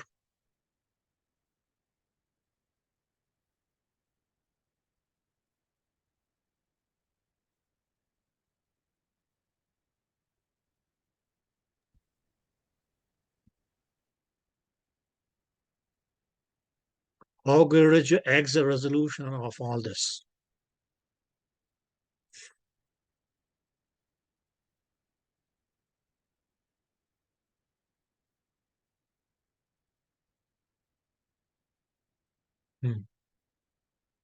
What's the numerical value of exit resolution?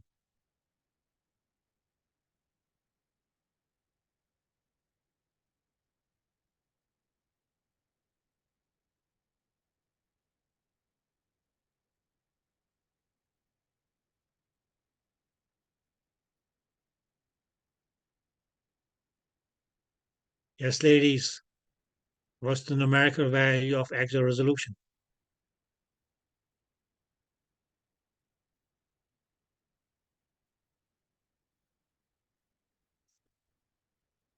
God help you in 3 weeks from now. Is it the I forgot the half of the SPL, the space pose length or something? Is it Spatial 25? pulse length, right? Exactly. Yes. Mhm.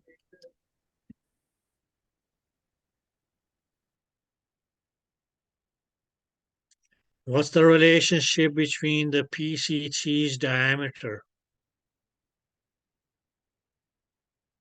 and the focal depth?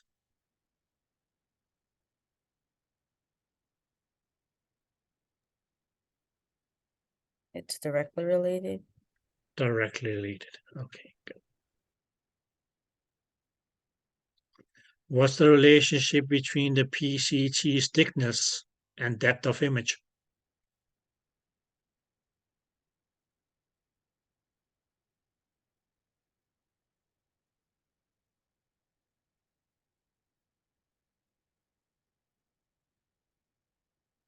What is the relation between the PCT's thickness and depth of image?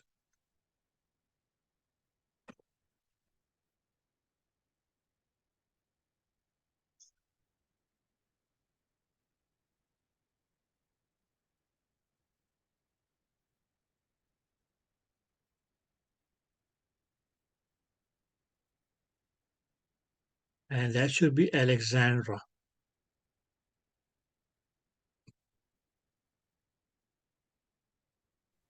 Can you repeat what you said? Are you on the road? No, I'm parked. Okay, you're parked. Okay. Yes, I promise. My question is, what is the relationship between your PCT's thickness and the depth of image? Directly? Okay. No, my dear. They are not related.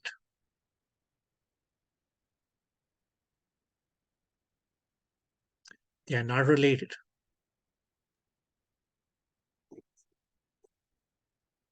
Okay. Because how do we determine? Or let me ask you this way. Is the depth of image, is that adjustable?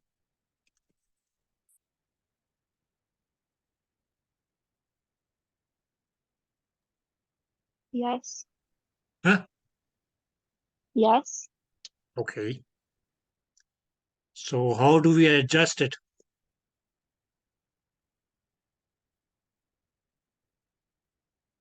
Anybody, how do we adjust the depth of image? Now, if it's adjustable, there gotta be some button or knob that we play around with, right?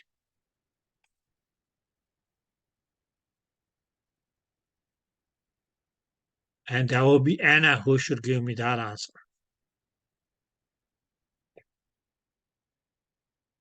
There's a knob on the machine for the depth, and you Yeah, increase it by moving it to the right. you can adjust the depth of if image bias, okay, rotating on the depth knob, right? Okay. Good. Now let me ask, and that will be Dr. Alicia. If your imaging depth is 5 centimeters, would you be able to focus at a depth of 7 centimeters?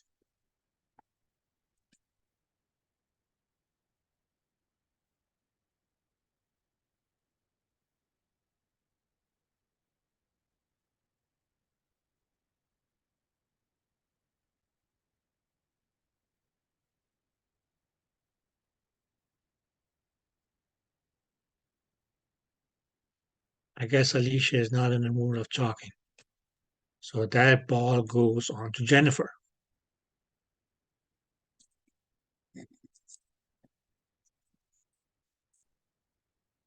Yes, Jennifer. Do you want to say anything?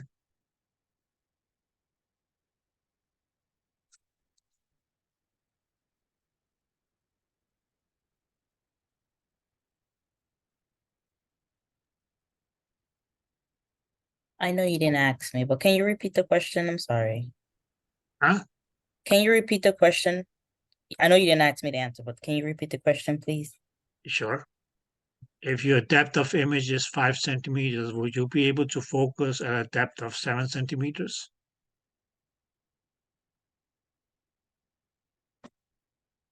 Yes, Jennifer. Do you want to say something or you're not in the mood to talk either?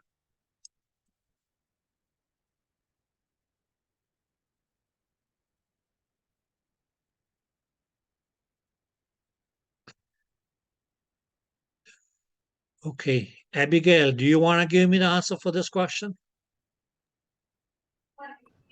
No, I don't think you could focus unless you You don't change. think we can focus, exactly. Because the total depth of your image is 5 centimeters, right? How can you focus on something which is not even in your image?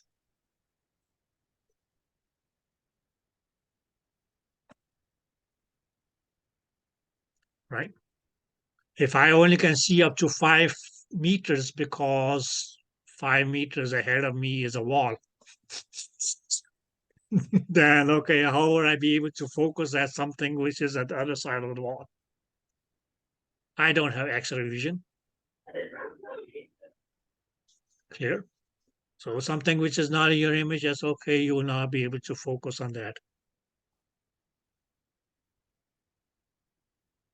Now, does high frequency transducers have a high or low half value layer thickness?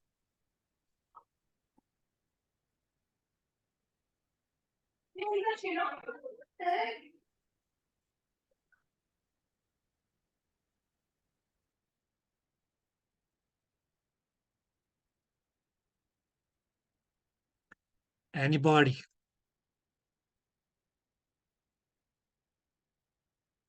Well, High frequency transducers have a high or low half value layer thickness, and that's low, right? Okay, good.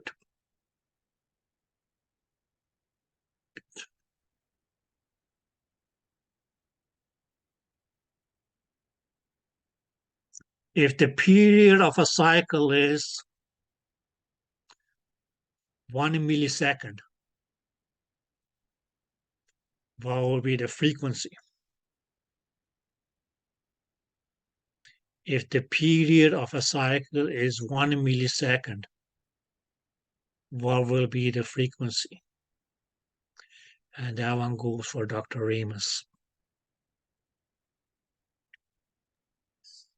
Would it be half those? I know they're inversely related, right? Okay, Period and frequency. okay. So if your period is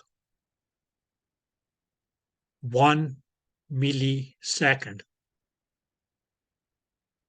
what is going to be the frequency?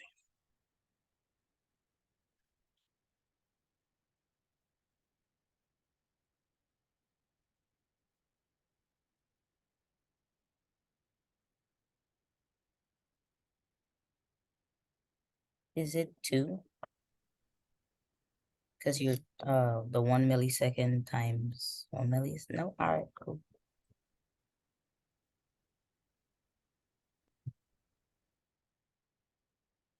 Is it one?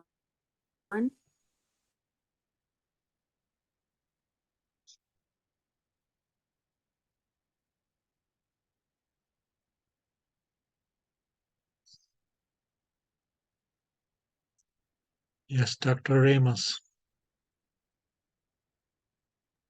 I'm not sure. You're not sure? Somebody said 1, somebody said 2.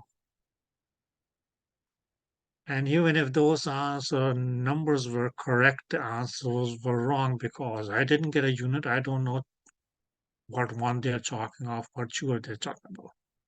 But let me just say both of them are wrong.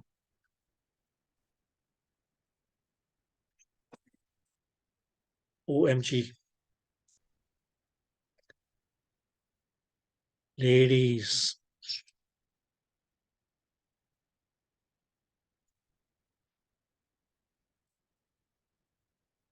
One millisecond.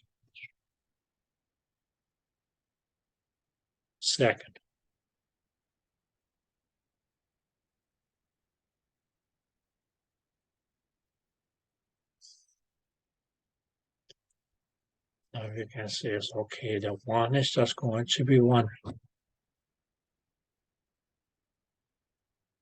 Now the unit for frequency was hertz.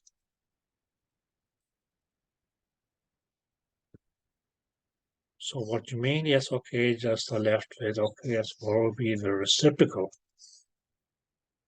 of milli? Because period and frequency were reciprocal.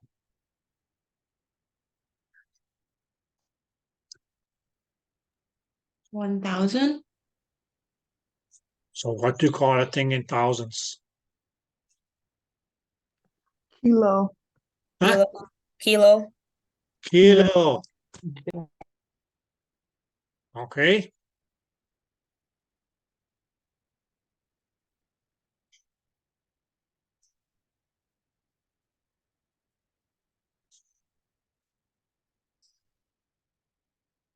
Because million kilo were reciprocal.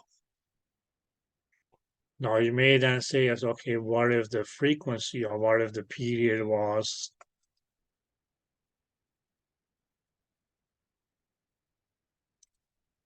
10 milliseconds?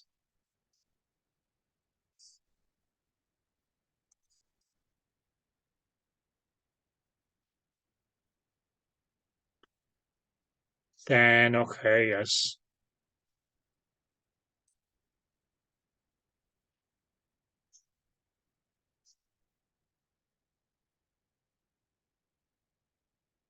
Point 1 kilohertz.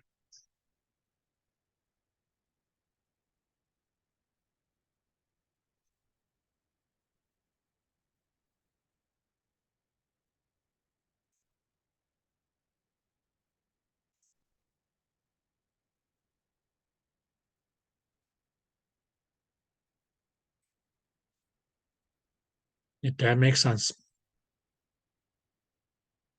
Because what did it mean to be reciprocal? The times that one increases, equal time is it that the other will decrease. So you have one time, yes, okay, I increase the value 10 times. At the other end, if it's going to be reciprocal, it's going to decrease to 1/10. I increase it to 100 times, decrease 100 times, and so on.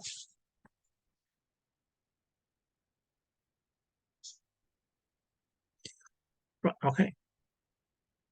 So we may, yes, okay, start saying, yes, okay, a period of 1 second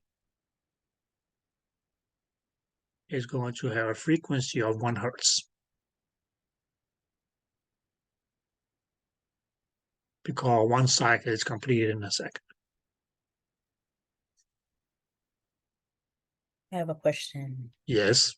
So for like questions like that, where you have to know the reciprocal and the val Yeah. value, like the hertz and the seconds of like the period and frequency. No, you just have to know that, okay, as far as the reciprocal of milli Okay. is going to be kilo. What's the reciprocal of micro is going to be mega. What is the reciprocal of nano is going to be giga. Okay. Yeah. But then you also have to look at the number, because the reciprocal of 10 is going to be 1/10. Yes. The reciprocal of 100 is going to be 1/100.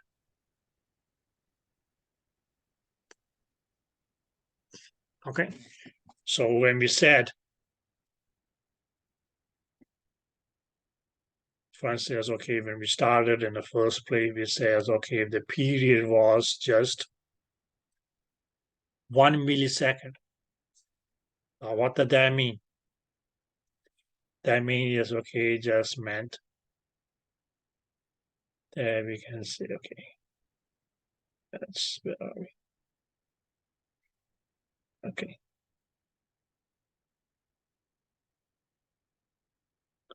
One.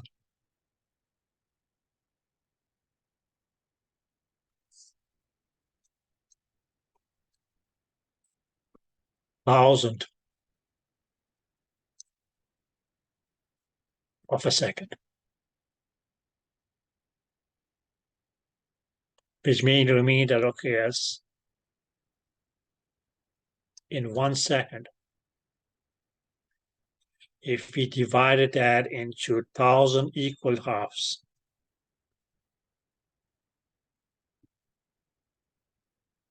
each half would be a millisecond. And if that was the time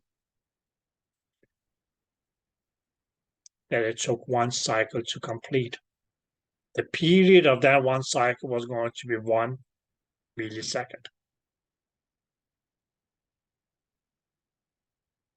Did that make sense? Yes. Good. But then when we say as okay, then what is going to be as okay the frequency? Now mainly as okay, we'll mainly as okay say when we say frequency, that's going to be number of cycles in 1 second. Which mainly will mean that okay, as it took 1,000 of a second for 1 cycle to complete.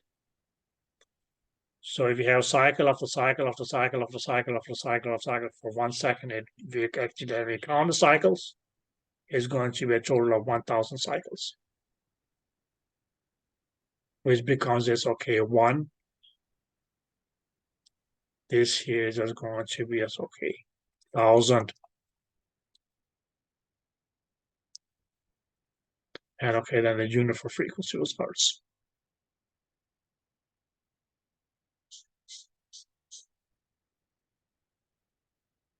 But you can then say as okay, that 1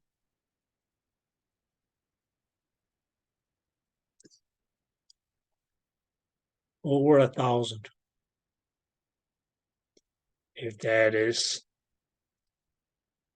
you can say it's okay, multiply by 1,000. Well, simply mathematically, cuts out one another. And what are you left with? 1.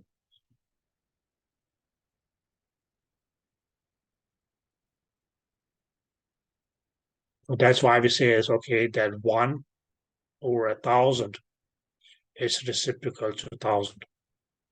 1,000's or the reciprocal of 1,000 is 1 over 1,000.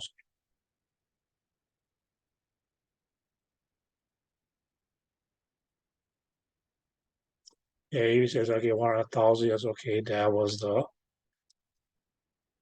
seconds, right? And here's okay, the 1,000 is okay. That was the hertz.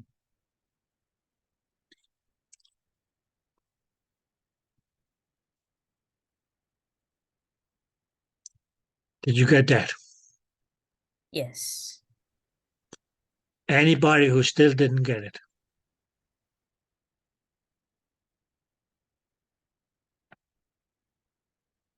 So it's pretty much only as okay when we talk period and frequency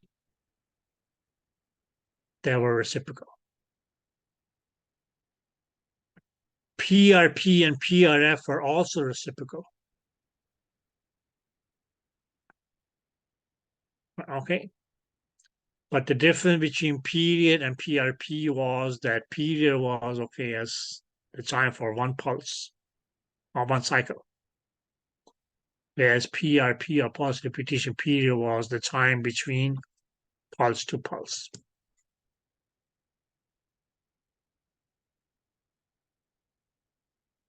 But which is going to be reciprocal to, yes, okay, the number of pulses that we had in a specific period of time, which we just take as a second.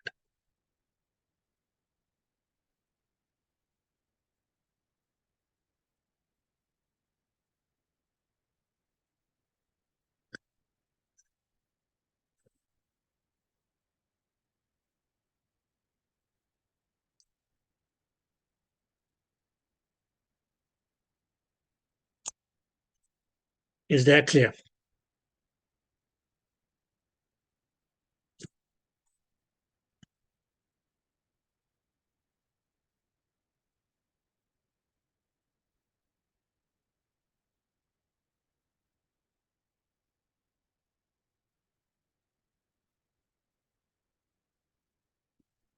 Okay, ladies.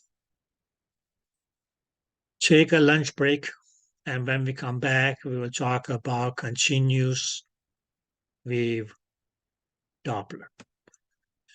So would it be fair if I say that I see you girls at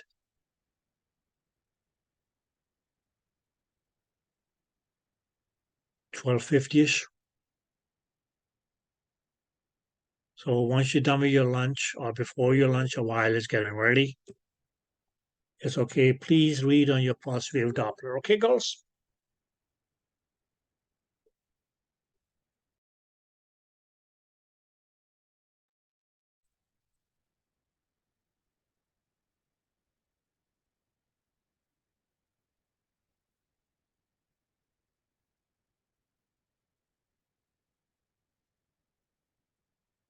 Welcome back, ladies.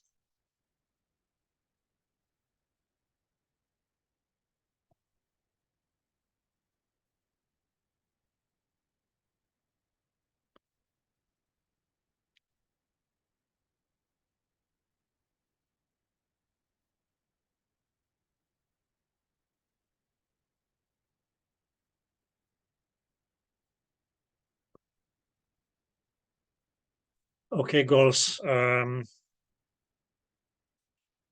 Any questions so far?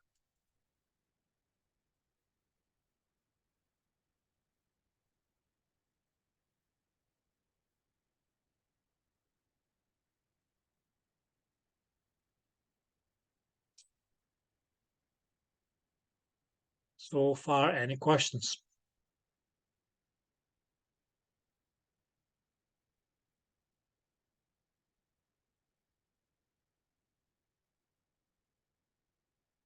Okay.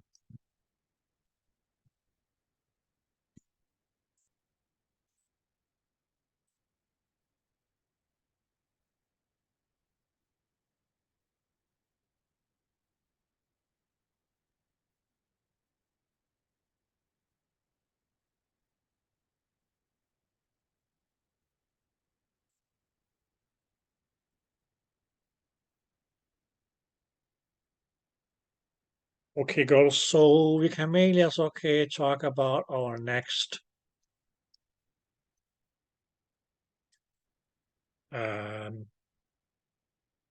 next Doppler mode, if you want to put it that way, which is continuous wave Doppler.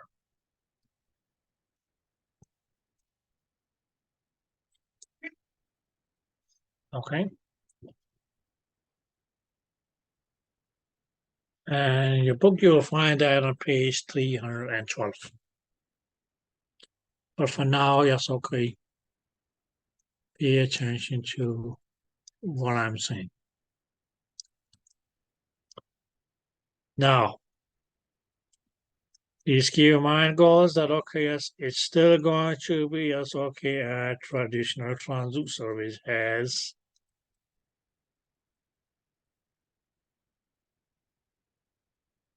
a bigger or lesser number of crystals.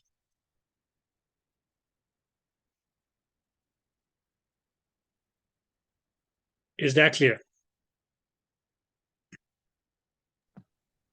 Yes. Now, what we mainly will say here is, well, okay, right now we just talk about a Doppler function. Clear? Okay. Where, okay, yes. Now here.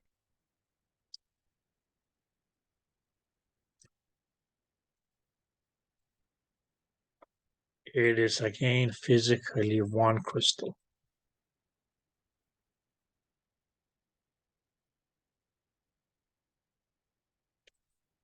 That is functionally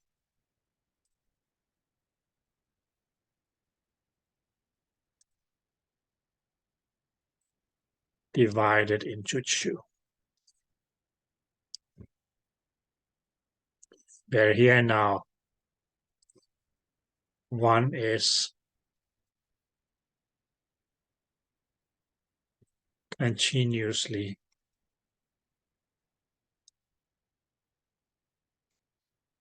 transmitting, and mainly because it is continuously transmitting. That's why we call it okay a continuous wave Doppler. Whereas at the same time, it will also be as okay continuously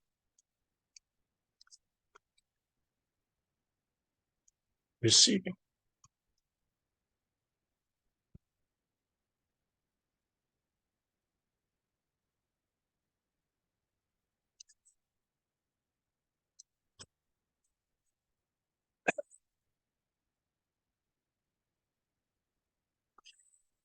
Did that make sense? So in your pulsed wave Doppler, it was one PCT of all of the PCTs, which was alternatively transmitting and alternatively receiving. Clear? Okay, so it was still one PCT, which was, or physically one PCT, which is functionally sliced into two.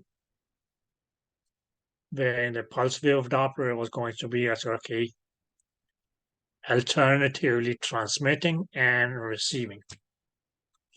Where here is physically one PCT out of the whatever number of crystals that we have. That is functionally split into two. There is going to be as okay, both transmitting continuously. Not your PRP and PRF, but continuously transmitting. And yes, okay, we can see at the same time,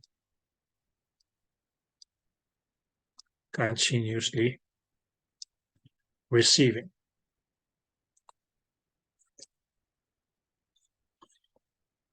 Is that clear?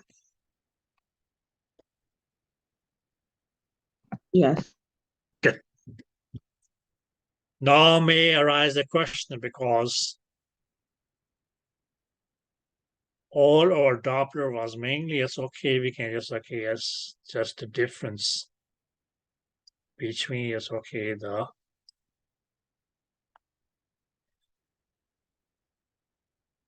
transmitted frequency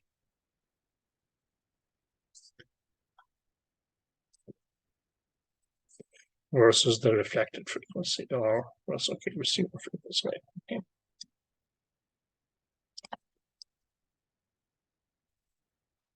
Right, okay. That was going to, yes, okay, give us our Doppler frequency, or what we called Doppler shift.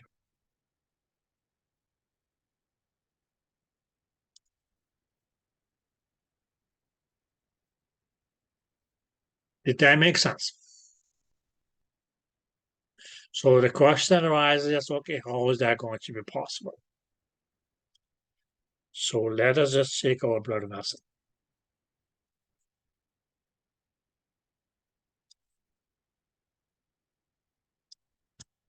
So this is our blood vessel, right? Okay, and we can just, okay, yes, blood flows in it. Now we have the transducer up here. With, okay, yes, the XYZ number of crystals.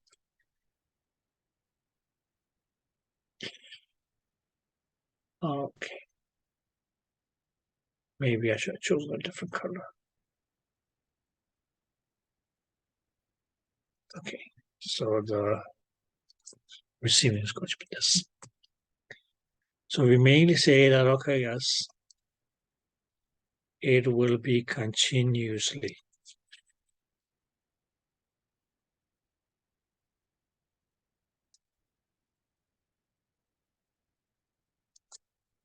transmitting.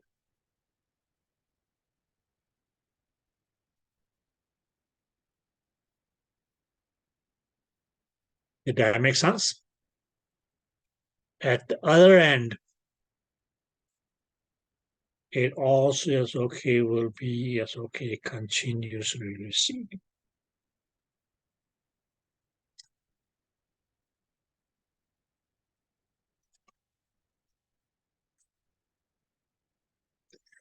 And what we actually have is this area here.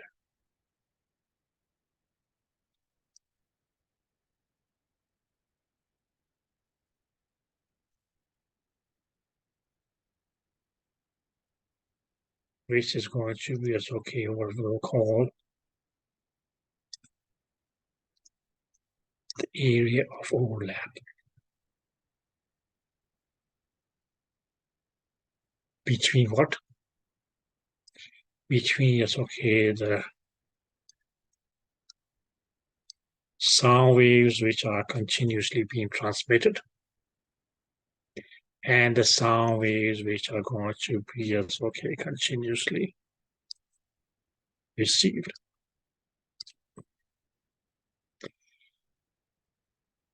And goals, it is actually, yes, okay, going to be in this area of overlap here.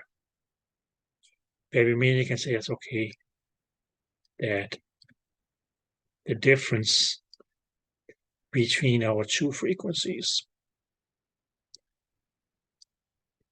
is going to be, yes, okay, the transmitted frequency and yes, okay, the reflected frequency is calculated.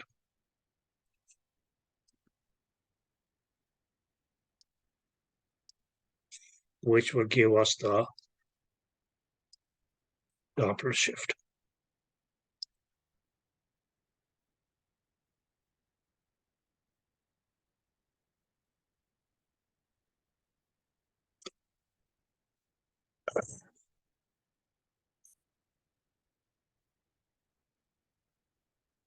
Did you guys get that?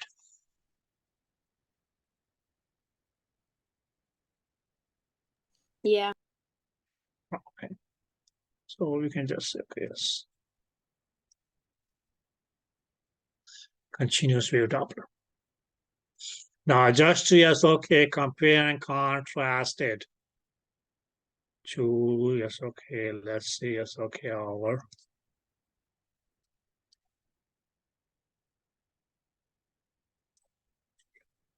pulsed wave Doppler.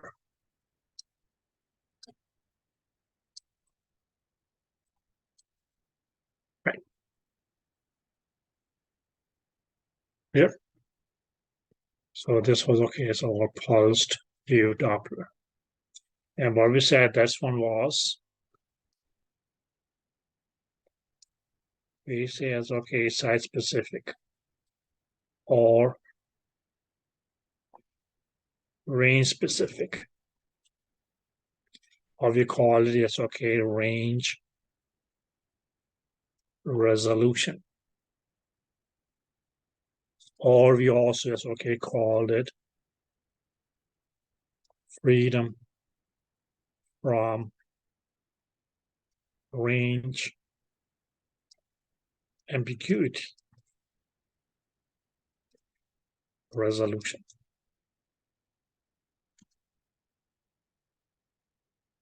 Because the main plus point of our pulse wave Doppler was that it was site specific of areas within the blood vessel where we could measure the velocity.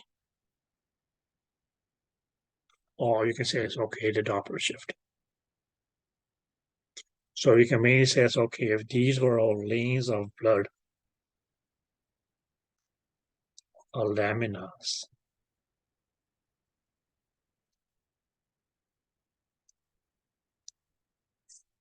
Now, since this was where we had also our sample gate. In this case, yes, okay, this was the area or specific area in which actually we were able to, yes, okay, measure the velocity of our blood flow, right? Did that make sense?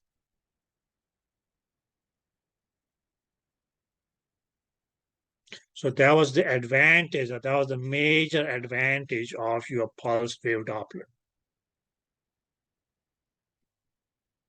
But that is going to be, yes, okay, your disadvantage of your continuous wave Doppler.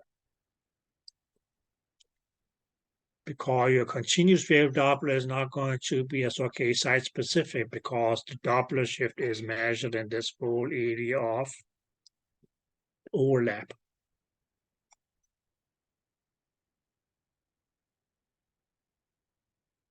Right, okay, where we mean, yes, okay, we'll have, yes, okay, and we know that in, okay, different lanes, yes, okay, the blood may flow at, we can say, it's okay, different speeds. Clear? So mainly because it's not going to be as, okay, size specific, or we can say, it's okay, that there is a slight discrepancy between the speed of the blood flow in this lane here versus, let's say, this lane, and this lane to this lane, this lane to this lane. That's why, okay, we can say the main disadvantage of your continuous wave Doppler is going to be as, okay, that range ambiguity, which we actually are free from in your pulse wave Doppler because it was range specific or site specific.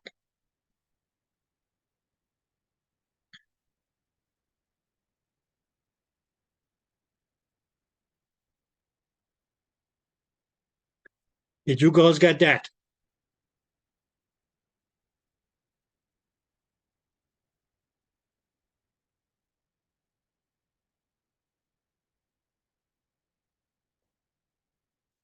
Yes, ladies.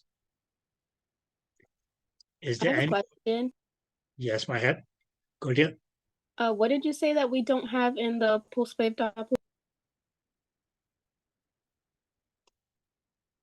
What we don't have in the pulse wave Doppler? Yeah, I thought I heard you say We don't that. have the range ambiguity in the pulse wave Doppler. Okay, thank you. Because what, look, because we said, yes, okay, it is site specific.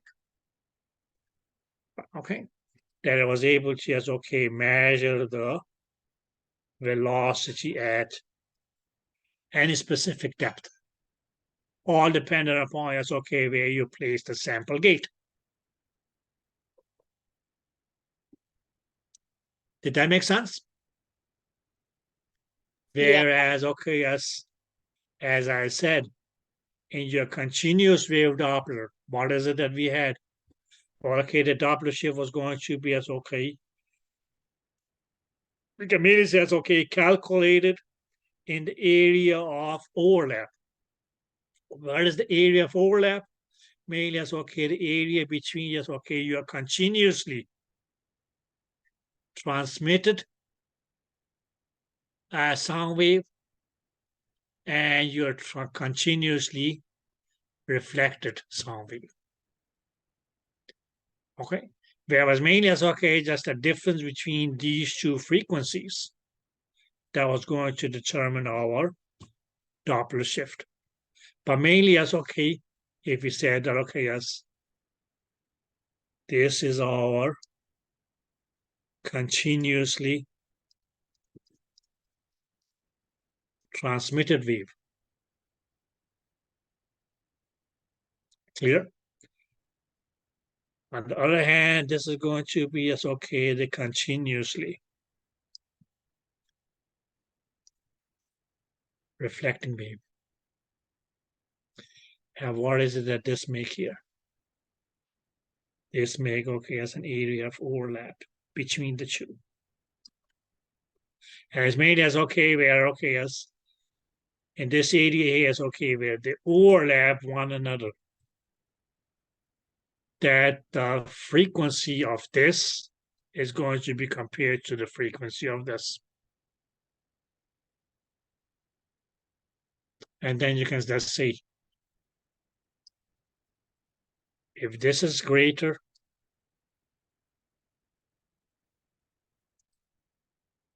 and this was lesser,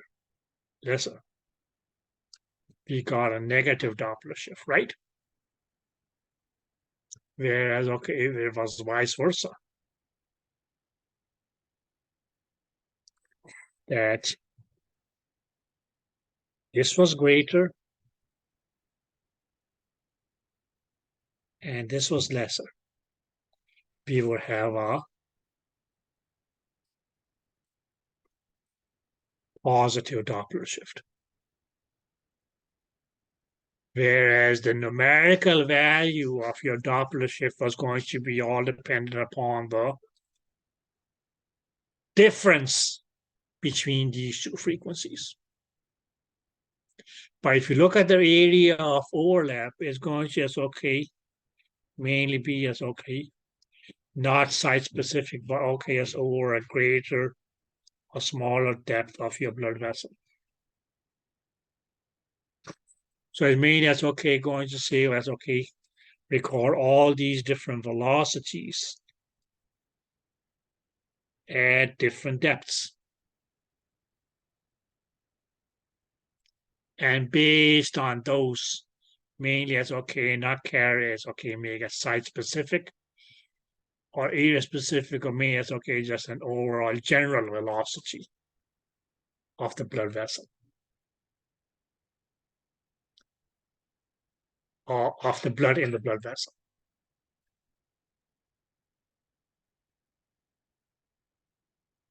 Did that make sense? So in your continuous wave Doppler, my dear, okay, mainly because it's going to be as okay in the area of overlap. It's not site specific, that's why it's okay. Our velocity is going to as okay be having okay what we can call as okay a range ambiguity. Which is okay, we can say it's okay, it's a disadvantage. Because in this case, yes, okay, we may not specifically know how fast did the blood flow in this lane here or at this depth. or how fast or slow does it flow here? How fast or slow does it flow here?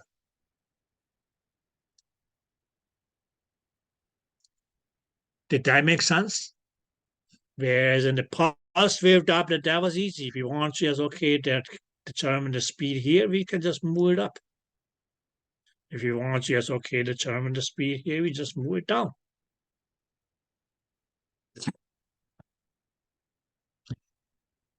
If you want to just, okay, get the speed here, we just keep the window here, you guys. Yeah.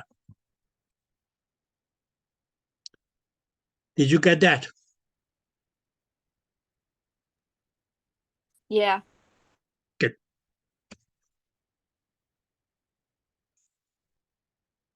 Now, when we just, okay, then talk about just, okay, our pulsed wave Doppler. Well, okay, as its major disadvantage. The major disadvantage of, yes, okay, the pulsed wave Doppler was that it only, yes, okay, could measure low velocities. As a matter of fact, we said, okay, yes, it could only measure velocity that, okay, was in the range of 3 to 5 meters per second.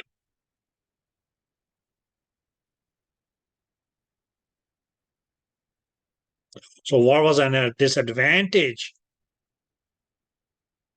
of your pulsed wave Doppler is going to be an advantage of the continuous wave Doppler. So a major advantage of your continuous wave Doppler is that it is able to just, okay, measure higher velocities. As a matter of fact, that's okay, it's going to be able to measure velocities that goes anything between 8 to 9 meters per second. Now, please keep in mind, ladies, this is okay as the velocity of blood. Okay. Did that make sense? So you can see as okay, it's almost twice.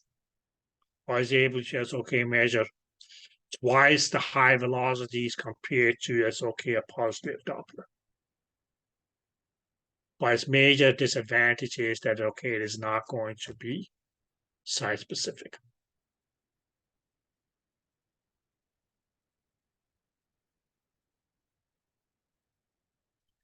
Okay, and why we made it, what you girl also will see later on, okay, not today, but it's okay, mainly because it's able to just, okay, record as, okay, these high velocities.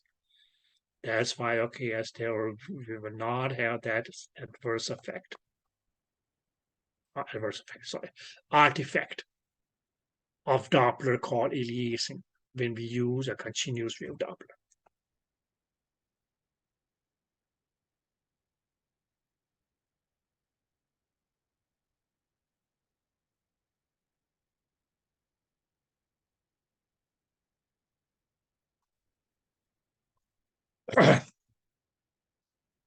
Did that make sense?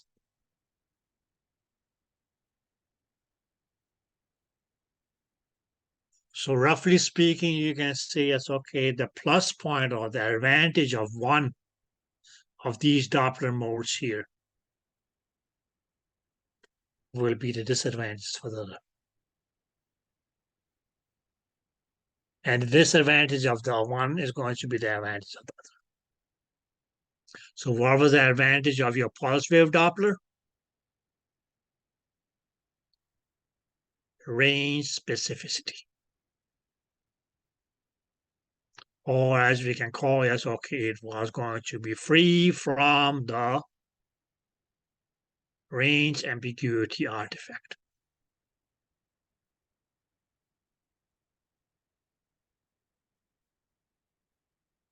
Whereas for your continuous wave Doppler, yes, okay, its main disadvantage was that range ambiguity.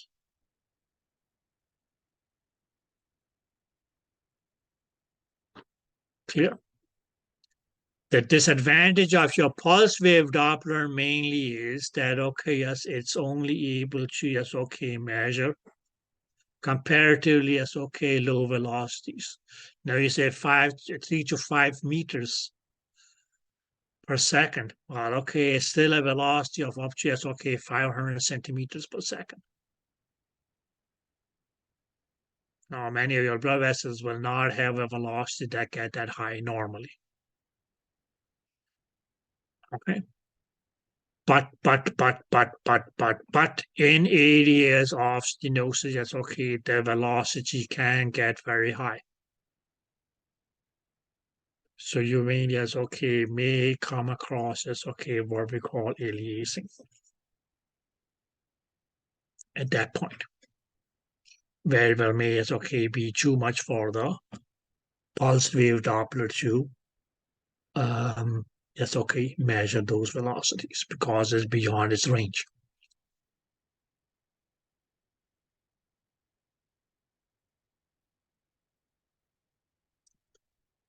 Is that clear?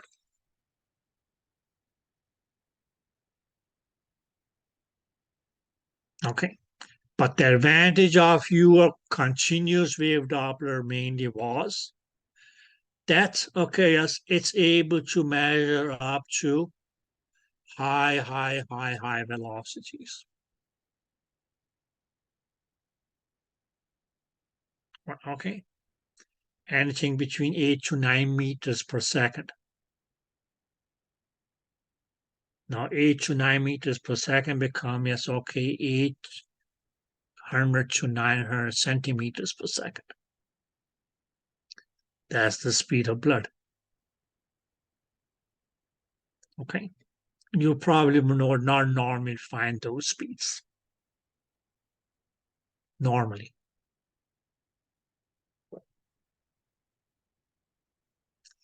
Is that clear?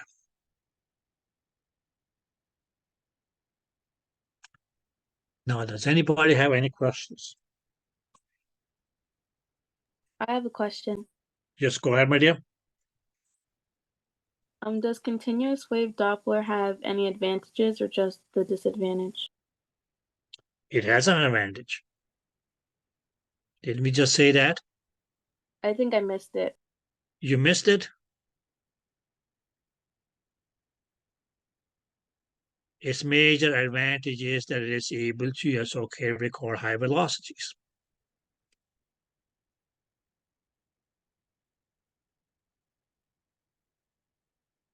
Did that make sense?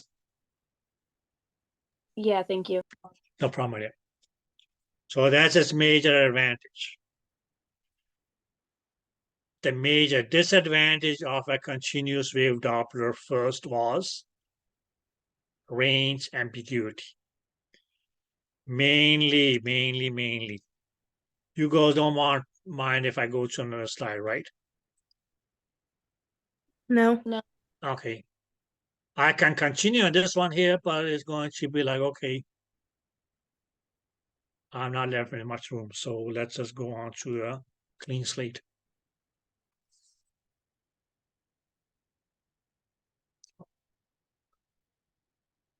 Probably a bit shy.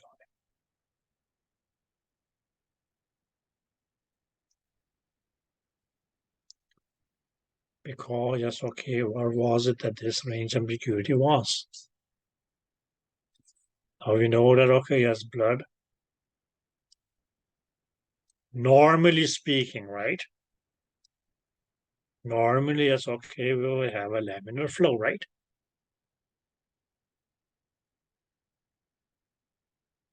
Clear? Normally, yes, okay, will be laminar. Ideally,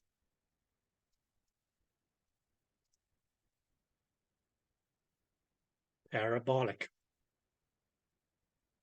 That means it says, okay, we had the lowest velocities towards the, yes, okay, the vessel wall. Why? Mainly because some of its kinetic energy was going to be, yes, okay, lost as a result of friction loss and viscosity loss.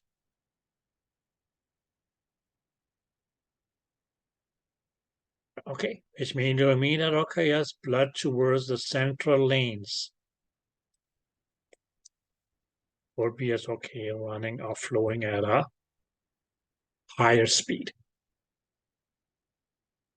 So this whole range ambiguity mainly as okay is that we see as okay that this was the transducer continuously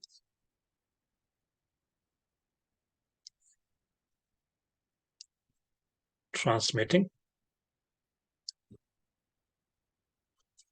continuously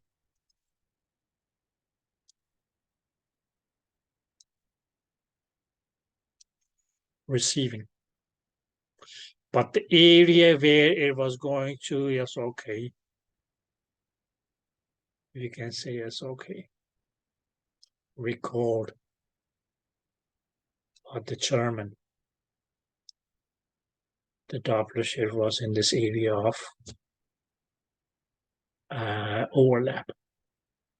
Where you see, yes, okay, in this area of overlap, yes, okay, the blood is going to be flowing at different velocities in different lanes, right?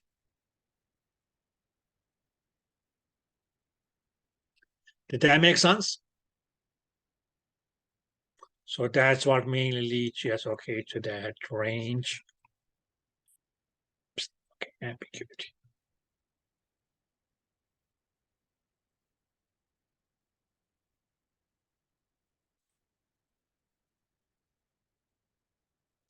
Right, okay. Continuous wave Doppler versus our pulse wave Doppler, where you say, well, okay, let's find what the speed is here. Good, you just place the window here.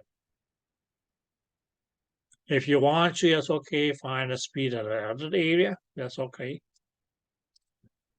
You place the window here. Or you can take it down here. You can take it down here too if you want to.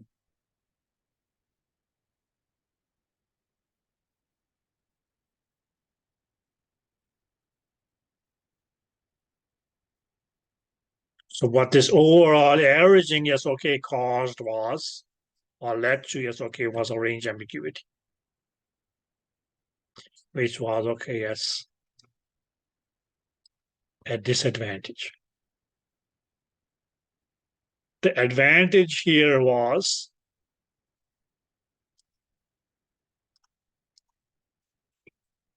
able to record higher speeds because it's okay, the range goes anything between 8 to 9 meters per second.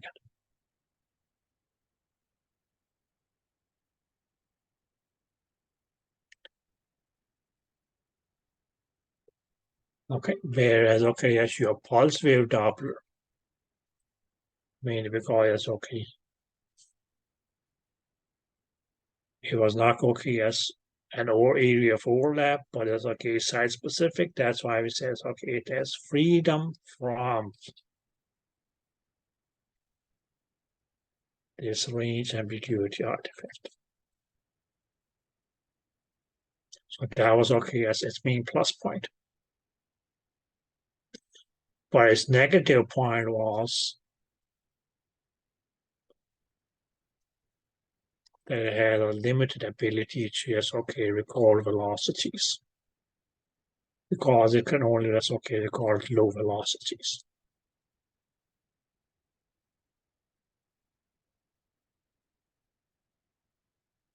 Where okay, here the range was 3 to 5 meters per second.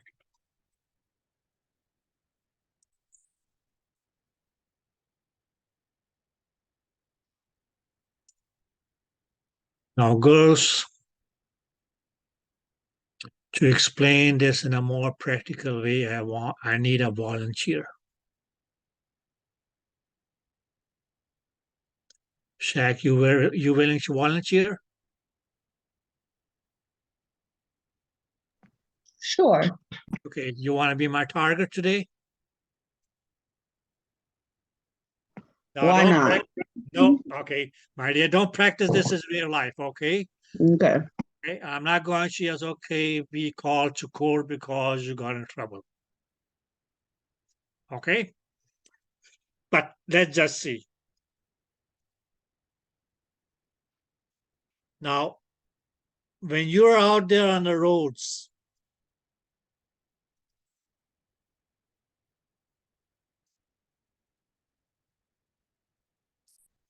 driving your car,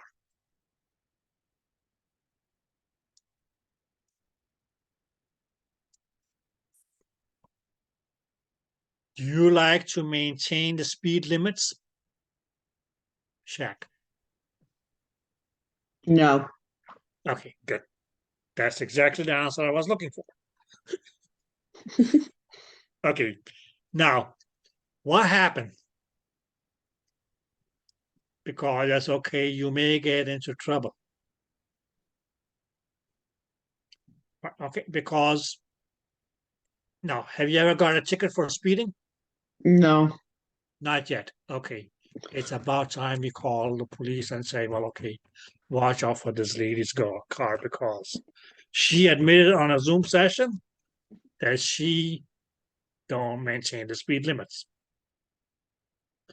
Now, how would the police know that, okay, as you are not maintaining the speed limit and they go after you?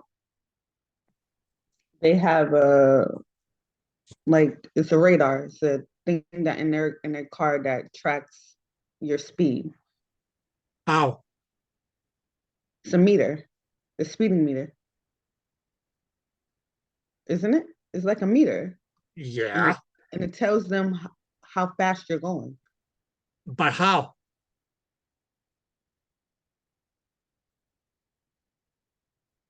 It's the same Doppler mechanism, my dear. Mm. So those scanning guns, what is it that they do?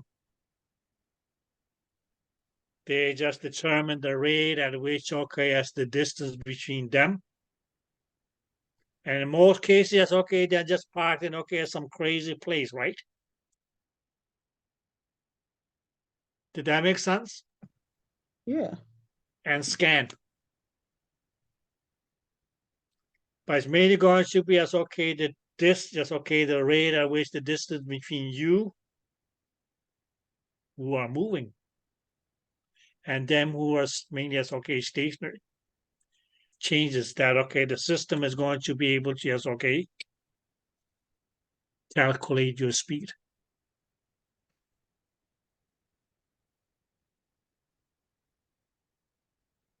Did that make sense? Yeah. Good. Okay. But that's fine. We still have to give you a speeding ticket. Okay. Look. So let's say that, okay, as here, okay, as the lanes, okay, as in one example. And okay, as multiple cars are going. Now let's just say that, okay, as somebody here, for instance, okay, you could say, yes, okay, the continuous wave Doppler mechanism.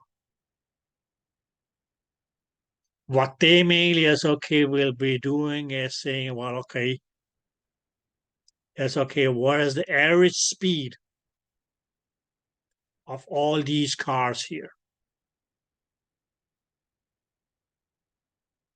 Did that make sense? They will not be able to say that, okay, yes, it is this car here which is speeding beyond the speed limit.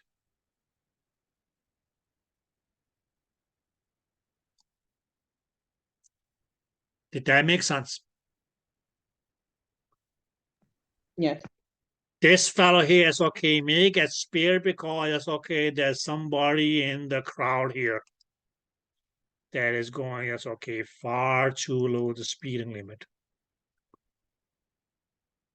So I mean, it's, okay, just get an overall average. That's, okay, this is the mean speed of the cars driving in these 5-6 lanes on the highway.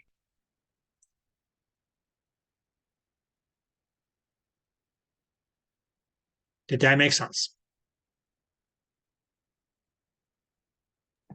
Yeah. Good. Now, let's just say that you continue and check you're in this blue car here, which right in this lane.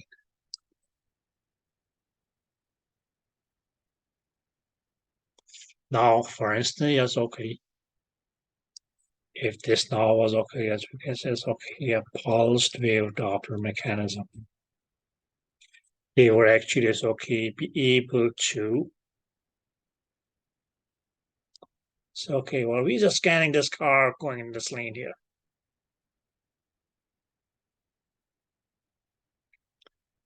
Is that clear? And then they will find out, okay, yes, there's Dr. Brown, who is, okay, speeding. Who is speeding? Okay. Did that make sense? Now, let us just say that, okay, as the speed limit was, let's say, it's okay, 100 miles per hour.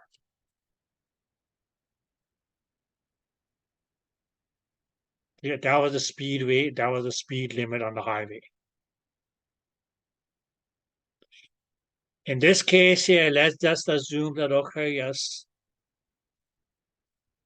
the person's, yes, okay, gun here, or scanner, was able to mainly, yes, okay, scan a speed up to, yes, okay, 150 miles per hour. But check. You wanted to, yes, okay, check out on your new muscle car that you just bought for $500,000, right?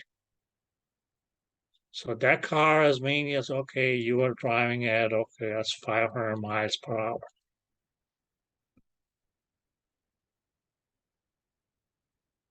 But the only thing that this cop here is going to be able to say is, well, my dear,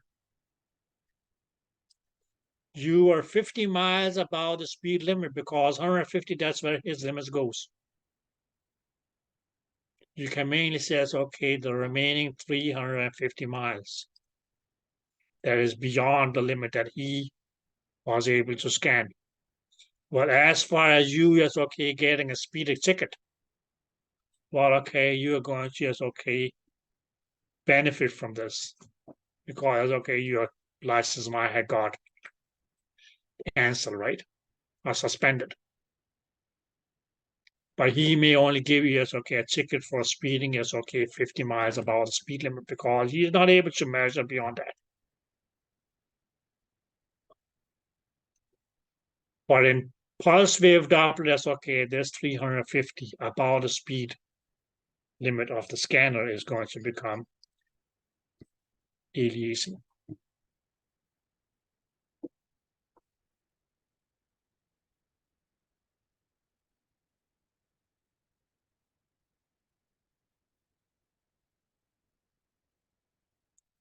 That makes sense. So if you say that, okay, yes, for each 10 mile of, okay, yes, exceeding the speed limit, you get fined for $100. Well, okay, yes, you may just get off with, okay, yes, with a $5,000 bill fine.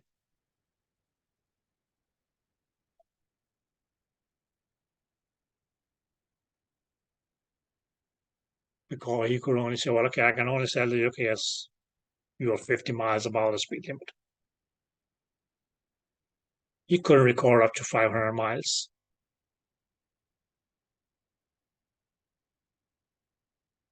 So he actually said, okay, got saved by $30,000. Your fine could have been more had he been able to, yes, okay, let's say, yes, okay, measure up to 5,000 or 500 miles per hour. Then you'll be looking towards, okay, yes, a mega fine. But the advantage for him was that, okay, he was able to just, okay, pinpoint out or specifically say, okay, this is the car that is racing. But if you were as okay, riding as okay in the limits of okay as what he was able to scan, well, okay, that was going to be no aliasing. But it's okay, his disadvantage of his scanner or gun or whatever you want to call it is that, okay, yes, it may be as okay, only able to as okay record low speeds. Whereas up here, yes, okay, this could measure up to, yes, okay, let's say it's okay, 1,000 miles per hour. But keep in mind that that was an average. But you, my dear, you were the one who actually just okay brought the overall yes okay speed up, and that's why they may have communicated the message to yes okay this fellow and say okay somebody here is speeding, find that person out.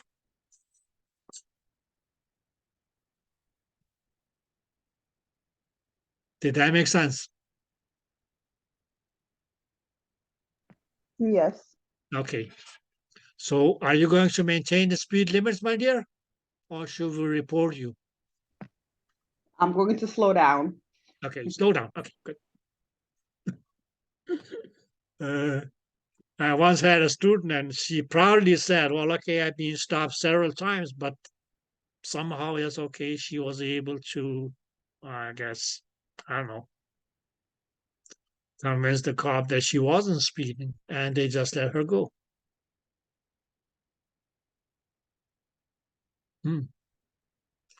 Maybe she should come and give us a class of how to get that done.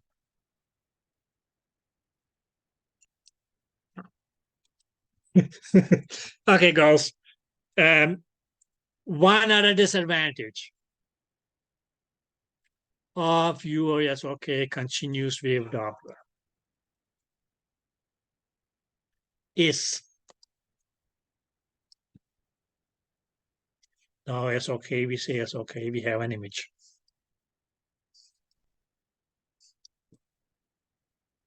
In this image here is okay, we have the blood vessel.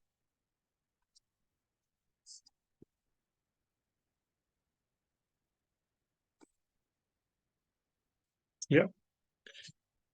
And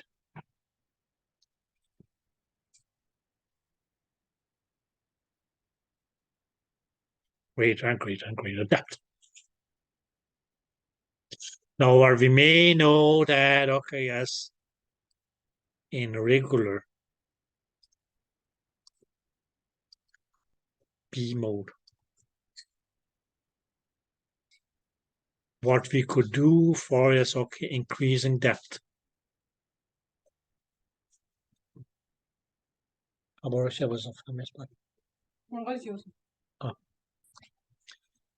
Right, is we can increase the compensation. And what was that going to do? That was mean that's okay, going to make us okay, increase the amplitude at the greater depths.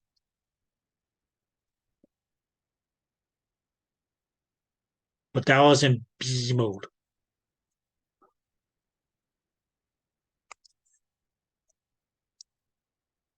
This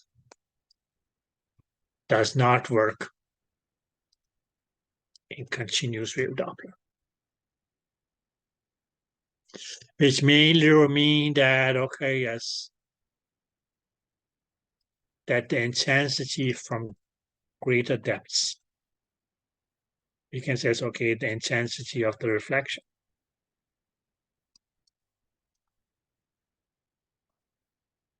Not the frequency, the intensity of the reflections from greater depths will be low.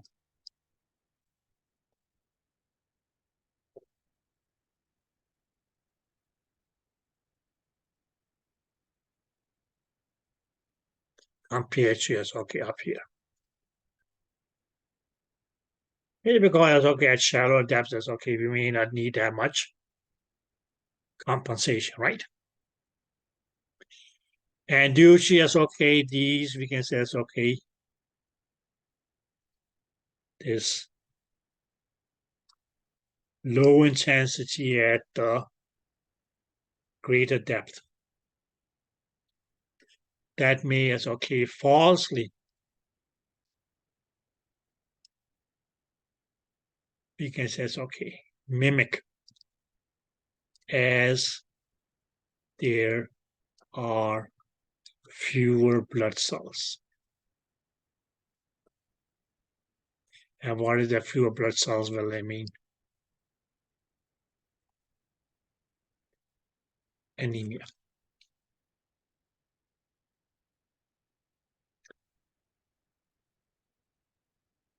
It's false. The patient is not going to be anemic, but may look as he or she is anemic on the scanning.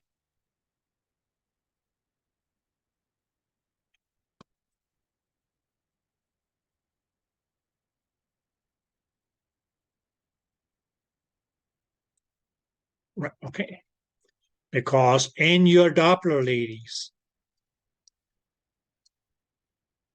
the reflector, the object that is going to just, okay, produce the reflection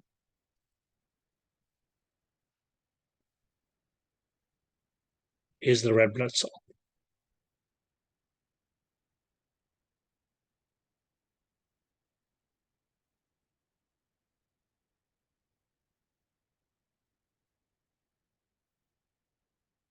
Although it's okay, you may have a normal number of red blood cells found here. But the intensity of the reflections produced by them are going to just okay be weaker. Because we can't compensate for the increasing attenuation at the greater depth. Because your TGC or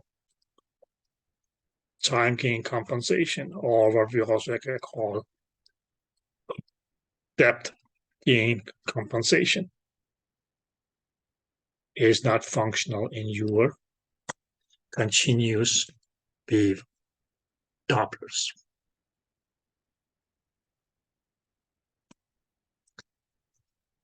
Is that clear? Yeah. Okay.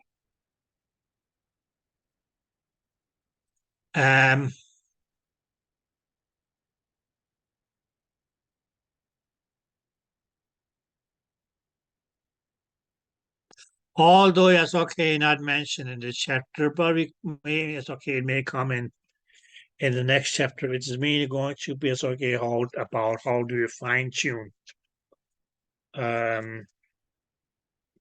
We can say it's okay Doppler images or Doppler readings, and so on. So,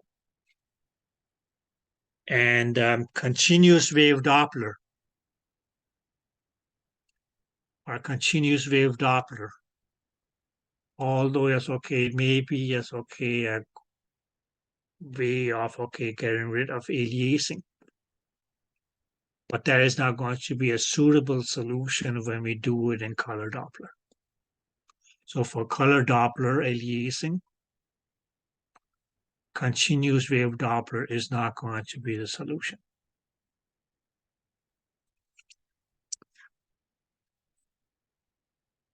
Okay, goals.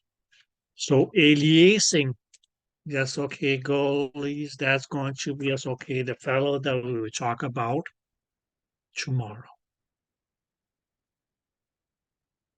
Okay. So what we did today was our transducers. We had two major types of transducers: continuous wave transducers and pulse wave transducers. Clear? Okay. Here we can use the continuous wave transducers because our primary goal was to measure velocity. So your continuous wave transducer does not produce an image, primarily because it doesn't have a backing material. So yes, okay, the effect of not having a backing material is just going to be the opposite of the effects having a backing material. So you remember what the effect of a backing material is, you just flip that upside down. So that will be as okay the characteristics of your continuous wave transducer. Your your pulse wave transducer. Now can it's okay record Dopplers in two ways. Pulse wave Doppler or continuous wave Doppler. Pulse wave Doppler had the advantage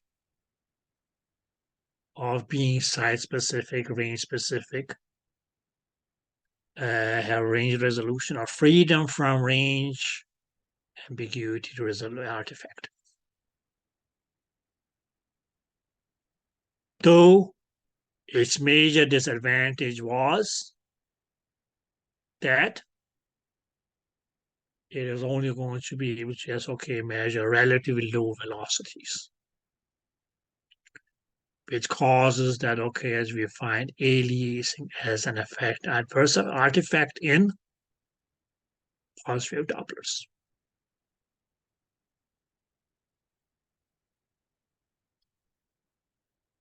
Continuous wave Dopplers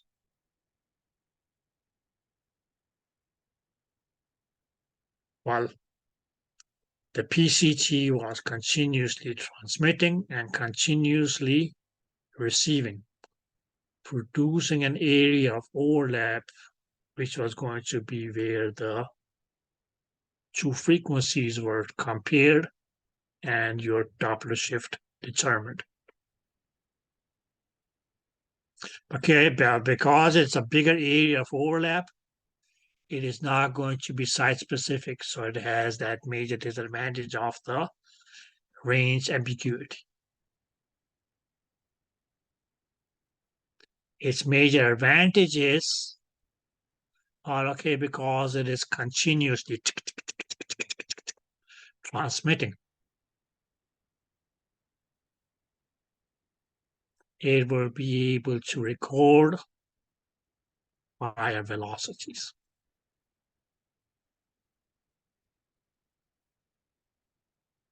And due to that, we can say as be free from aliasing.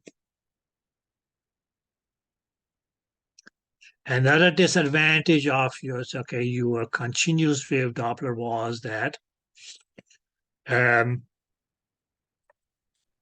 we can say what was it? Your time gain compensation, was not going to be as able to work in this case here, which means it will cause that the intensity of deep reflectors, blood in deep lying blood vessels will be low and may mimic as or may give you the false impression as of if the patient was anemic. Did that make sense? So if you ladies are able to just narrate this thing by yourselves, you should be good.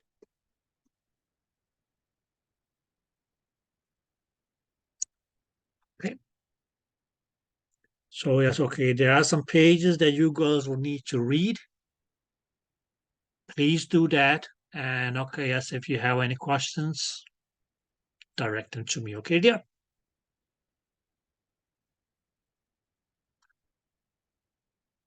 Okay. No, before I say my bye-bye for today, any questions at the moment? No. No. Then I have a question. How is Doppler going so far?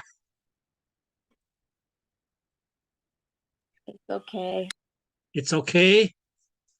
Okay, is it Yes, sir. better than the other topics? Yes, a little bit. Okay, a little bit. No. Okay, let's hold place like that. Okay, girls. So tomorrow, hopefully, that's okay. We will talk about aliasing. Okay, something that I indirectly as okay briefly mentioned today. Okay, so that's okay. We get okay a little bit more of an idea what it is. Okay, and then yes, okay, how to deal with it. That's the major part. Okay, how do we deal with aliasing if we see it? Okay, girls, then I guess I see you ladies tomorrow. Tomorrow is Friday. Yes. Okay, good. So let's see how aliasing goes, and okay, yes, you may be up for an evening then. Okay, girls, have fun. Thank you. You're Bye. welcome. Yep. Okay, bye bye. Dear. Sir, I have a question. Yeah, just a second. Yeah.